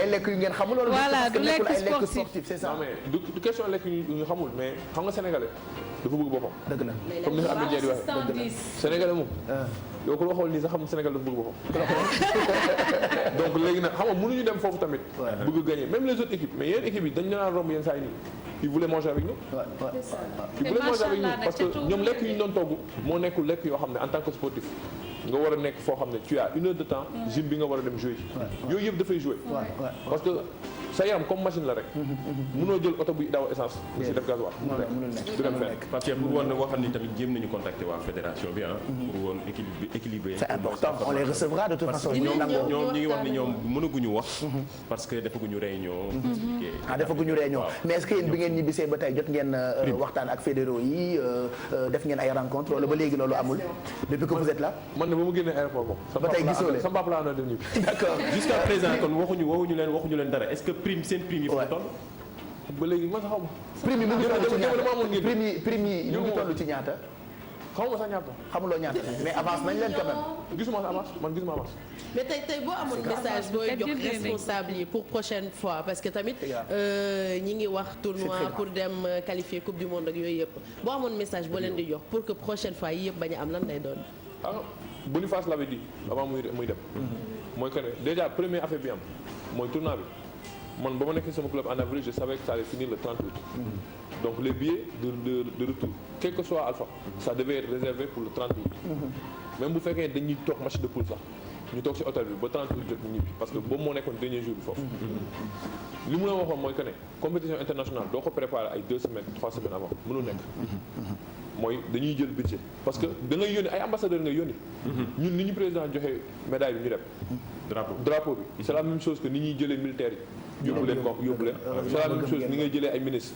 yóbbu leen ordre de mission loolu la parce que dañuy dem représenté wuñ suñu bopp Sénégal la ñuy représenté tey jii bu ñu fa demoon tey nekk ci mbedd mi def loolu kenn xamul équipe nationale Sénégal la ñuy wax dëgg la donc il faut que nit ñi xam loolu mooy que ne il faut nga jël ay nit yoo xam ne ils sont assez compétents mooy compétence de 2 xam nañ milieu bi ñuy liggéey mënoo jël tey ji benn waay si mbedd nga bëgg ko def loo présentateur xam ko bu jàngul mënu ko def da ngay jël ñoo xam ne ils sont qualifiés loolu mooy deuxième troisième bi nag mooy nga xam ne ñi nga yor man dama la ne Sénégal xamuñu lu ñu am muy si discipline bu mu mënti doon dëgg la parce que da ngay xool bu ñuy dem di jouer ci suñu papa suñu yaay dañuy sonn population bi dañuy sonn nit ñi ñu ngi ñaan fu nekk réseaux sociaux yi da ngay ay nit yoo xam xamuñu basket sax wala ay xale yu ndaw man démb dem naa ànd sama papa ci ay élèves yoo xam ne sama xol dafa fees sax ndax xale bu ndaw boo xam ne bu demee ba jël photo yaayam dindi ko teg ko jël sa photo def ko am na lu tax c'est clair. donc am na yu bëri yoo xam ne bu ñu demee si compétition bi dañ koy yóbbaale donc il faut nga jox ñu ay matériel ay armes yoo xam ne mooy tax ñu mën a satisfaire nit ñi. Thomas on finit juste par sa coéquipier bi ailier bi di Antoine Mendy moom mu ne c'est fini avec l'équipe nationale est-ce que du problème bee tax est-ce que yaakaar nga ni ñeneen joueurs dañ suivre décision boobu. genre comme lui. man bu ma gisee Antoine jooy Antoine xolam dafa fees. parce que Antoine dafa lu muy kaas dëgg la. mooy que ne mooy li ma wax rek injustice bi ci am. su demee ba toog ba ne mënu ñëwatuma équipe nationale c'est un père de famille. il est en France. am na affaire yu bëri yoo xam ne daf ko war foofu. mu bàyyi loolu yëpp Antoine il avait pas de club. il avait pas de club. mu bàyyi yooyu noonu yëpp ñëw jouer équipe nationale te xam nga gis nga sportif moo grave. soo amul liggéey nga ñëw jouer tey bu gaañu woon tey jii wala dara mais dañuy dem wut yeneen club yi dañuy dem wut keneen. duñ ko jël. donc su bàyyee yooyu noonu yëpp ñëw ba pare gis nit ñi traité xolam moo fees. moo tax mu waxee noonu. man loolu laa jàpp xolam moo fees mais nii ñoom bu ñu deful lu ñu war honnêtement je vais être vraiment honnête bu ñu deful lu ñu war je pense pas que dinañ am joueurs yi nga xam ne moom la ñu war moom la ñu bëgg. merci beaucoup Antoine. Ibrahima Thomas. voilà merci Ibrahima Thomas yow yaay pivot bu équipe nationale bu basket bi merci en tout cas pour li ngeen ñu sigilee ci afro basket bi sinon yaa ngi ci yan nii actuellement. nii maa ngi noppalu. yaa ngi noppalu. d'accord et tu reprends quand. Bon, là, je devais reprendre vers le 9, mais il y a mon agent qui est en contact avec l'équipe pour voir s'il peut me donner un peu. Mais tu restes toujours ci équipe nationale bi. Yàlla baax na. Yàlla baax na. Alors on finit ak une question bu ñu envoyé ci Facebook Zeyna moo ko wax xale yu jigéen ñu ne ndax am nga jabar. amaguma jabar. d'accord ñu ne aussi ndax am nga coro. bon loolu yaa xalaat coro mag ñu ñooy wax coro. loolu yaa xalaat coro ah. loolu yaa xalaat. non xale yu jigéen non toujours là duma ko c'est des questions comme donc ici dans l'oreille. donc boobu bàyyi ma gaare ko mu nekk secret quoi. am naa fu mu nekk. ok d'accord donc bàyyi leen ko may leen ko jàmm voilà. lan mooy sa régime lan ngay ndékkee d'habitude. lan laay ndékkee waaw. ba après ma jox régime bi rek. non wax lan ngay ndékkee comme ça ñu créé ko léegi. looy ndékkee d'habitude. non ça dépend rek. ça dépend ci climat bi quoi. parce que parfois tu vois les jours de match c'est pas la même chose que. ok tey du jour de match loo bëgg a ndekkee comme ça Alfi créé ko léegi vite fait. non baa mbaax mu créé rek. mu créé lu la neex mu doog ndam rek peut-être. bu am mayonnaise. merci Ibrahima Tama nous sommes tous fiers de toi. merci aussi Mamadou Ndiaye kontaan nañu ci tàggat yaram bi comme ni ñu koy defee lundi ak mercredi bu jot. je rappelle que tu suis tout ce qui est actualité sport en plus de Yeewu Leen bi. page Yeewu Leen Facebook bi tu donnes en temps réel des infos en même temps sur ta page des infos yoo xam ne c'est des infos réelles c'est pas n'importe quelle info voilà merci beaucoup voilà mu ngoog jërëjëf ñu ngi gërëm bu baax Ibrahima Thomas et puis góor gi si Dieng moom tam il faut que mu ñëw balaa muy ñibbi il paraît que dafa dem Kébémer dafa dem Nampi xaw ma lu mu dem defi mais moom c'est notre ami Good Mood et yow tamit bokk nga ci suñu club des amis de Yeewu Leen à partir d'aujourd'hui Ibrahima Thomas pivot équipe nationale bu basket merci ci seen participation ci li nga xam ne ni moo di afro basket bi passé on va continuer cette émission ñu ngi jëm ak yéen 11h je rappelle que partie bi dañu koy jeexal 10h et puis 10h15 ñu àndaat ak yéen jël leen ci téléphone bi surtout ak fu ngeen mën ci nekk mën ngeen a woote 88 628 22 22 wala 88 628 04 05 bu ko defee ñu bégal leen ba ngeen kontaan alors ginnaaw sportif yi on va maintenant parler ñi nga xamante ni ñu ngi waajal aji màkk ren gi fii ci télévision Futur Média am nañu ay ujaaj mais yéen ujaaj yi nga xamante ni yéen ay waajal tey àndandoo ak ñun ci suba gi on va vous donner tout de suite quelques conseils yoo xamante ni mën na leen a jëriñ surtout ci wàllu lekk bu ngeen demee Makka ce sera juste après ce tampon.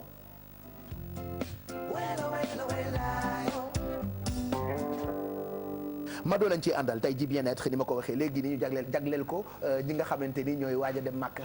ginnaaw bu ñuy waxee démb li nga xamante ne nag moom moo di seen wàllu jumtukaay yi ñu mën a yóbbu pour seen wér-gu-yaram tey nag dañuy waxtaanee li nga xamante ne nag moom moo jëm ci diététique bi maanaam seen wàllu lekk ndax dafa am solo torop ñu dem rapidement xool ki nga xamante ne moom moo di docteur Ka comme ni ma ko waxee woon di saytu wér-gu-yaramu nit yu personnes âgées yi rax ci doole nag bokk ci commission pèlerinage bi dem Makka ci atum 2015 bi ñu dem xool ñëwaat. bi c'est très important c'est-à-dire que avant ngay dem nag nga war a commencer diététique bi peut-être pour avant ma ñëw sa diététique bi fii la ñu war a commencer tàggat seen yaram parce que xam li nga wax nga léegi màkk dafa metti donc soo xamee ni sport bu intense dafay def donc fii nga ko war a commencer waroo toog fii di doo def sport di noyal sa yaram ba am màkk rek nga ne da ngay def effort boo xam ne dafa intense loo tax ñu ne recommandation yi dès maintenant il faut nit ki commencer tàggat yaramam tàggat yaram bi mooy que tous les jours soo mënee def entre 30 minutes de sport ngay waaxu bu dëgër parce que vraiment loolu ma la fi fekk maintenant pour ñëw ci lekk bi même fii sax nit dafa war a lekk loo xam ne dafa équilibré lekk lu équilibré loo xam ne dafay am par exemple ay suba nga def ay boissons chaudes nga lekk aussi produits céréaliers mooy ay mburu ay nga xeetu waa féculents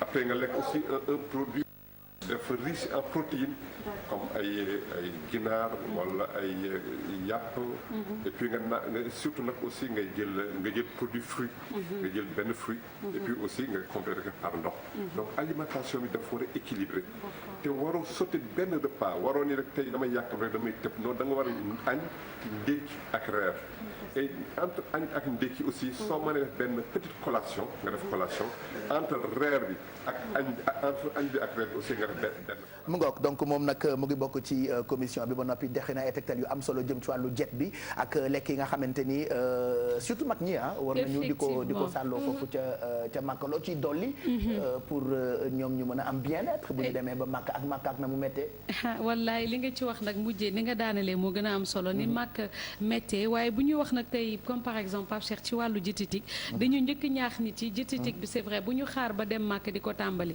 képp koo xamante ne xam nga ni ujaaj nga nar a doon ci ren bi il faut nga commencer sa bonne alimentation fii Dakar balaa ngay dem donc ñuy wax nag nit yi nañ xool bu baax li nga xamante ne moom nañuy lekk mais ñu leen di njëkk conseil tamit ñuy respecter plat yëpp comme par exemple nit ki dafa war a ndékki añ ak reer mais ce qu'on leur demande ñu éviter li nga xamante ne nag moom moo di lekk bu bare bi lekk yoo xamante ne dafa niin wala ñi nga xamante ne dañu quoi surtout Makka ay lekk effectivement voilà tàndarma Makka rek jar na 14 milliards de effectivement ak yàpp Makka ak seen dog yi waaw léegi ngi mel ni ñu demoon dem ak yow itam dinañ ko ci documentaire yow tam léegi dara réeratul kenn donc conseil yi ñu leen di jox rek nañ utiliser ay lekk yoo xamante ne vraiment c'est des produits céréaliers nga xamante ne dina leen mun a waaw dina leen mun a téye bu baax comme par exemple tout ce qui est flocon d'avoine dina nekk leen loo xamante ne boo ko lekkee dina diisal sa biir ba nga xam ne effort physique yi ngay nar a def yëpp du tax nga faible mais am na ñenn ñoo xamante ne dañu demee mentalité boo xamante ne maanaam que dañuy def régime et tout donc dañuy wàññi seen lekk le matin dañuy naan ay café ak yooyu wala benn thé chaud bañ a def dara dañ leen di conseiller loolu yëpp nañ ko arrêter parce que franchement saako balaa taxaw fees waaw suñu basketteur bi wax na ko léegi Jamra ak ñoom seen loolu mu mettee grand bu gudd ba ak nit ñaak nañu bëree Makka am na yoo xam ne il faut nga matal ko surtout boire beaucoup d'eau parce que paraît-il que Makka dafa tàng lool voilà ren dafa nar a tàng bu baax xam naa demain aussi dinañ joxe ci yenn conseils yoo xamante ne dina jëm ci loolu mais c'est très important ni ko Pape Cheikh waxee boire beaucoup de boissons chaudes waaye les boissons fraîches aussi di ko naan comme par exemple lu jëm ci ndox ndax dara gënu ko di ko naan bu baax a baax mais di conseil ñi nga xamante ne comme démb ñi ngi wax ne dañu feebar amee ay diabète ak wala ñi nga xamante ne dañu amee ay tension wala hypertension ñoom c'est des personnes malades te ils ont tendance à suivre le régime dem màkk warta tax aussi ñu arrêter li nga xamante ne moom moo di seen régime donc il faut vraiment respecter seen régime alimentaire bi la seen médecin yi bindaloon avant ngeen di dem màkk boo leen fa eggee ak boo leen ñibbisee ngeen di ko respecter te ngeen comme ni ñu ko waxee rek des aliments riches lu mel ni céréales ay protéines ñi ngi waxu dog yi mais éviter vraiment la viande rouge comme par exemple yàpp xar yi éviter ko ndax trop de gras taux de cholestérol bi consommer bu baax li nga xamante ne moom moo di ay ginaar mais surtout la chose la plus importante les fruits xam naa ne Alfi du ma weddi parce que tout le temps day naan manger 5 fruits par jour mais di ko tëjee daal li koy englober Pape Cheikh moo di vraiment une alimentation riche variée et sans excès moom lañ leen di diglal. voilà je pense que c'est très important pour ñi nga xamante ni ñooy dem Makka bu ñu bëggee assurer seen bien-être foofee nga xam ne ni mooy dëkk borom barrière or bi ca Médine la.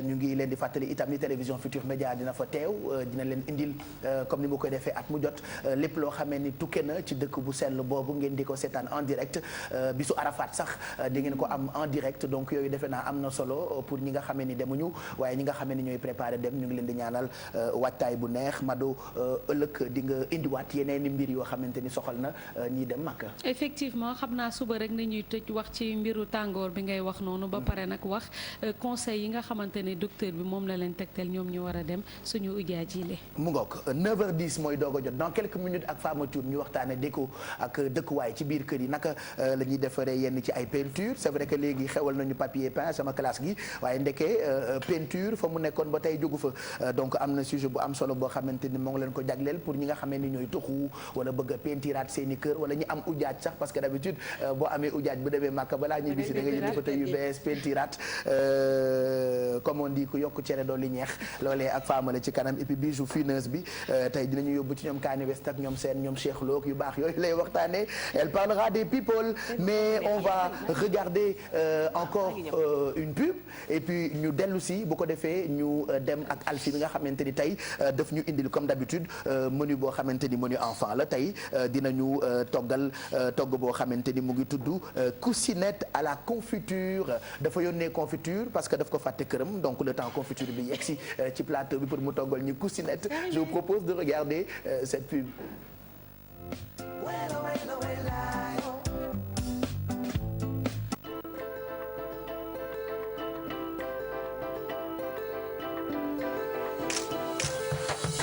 Aïcha laa tudd pare leen nag maag sama xarit yi saa yu ko jaree rek ñoo ngi ci dund ko bëggee ko.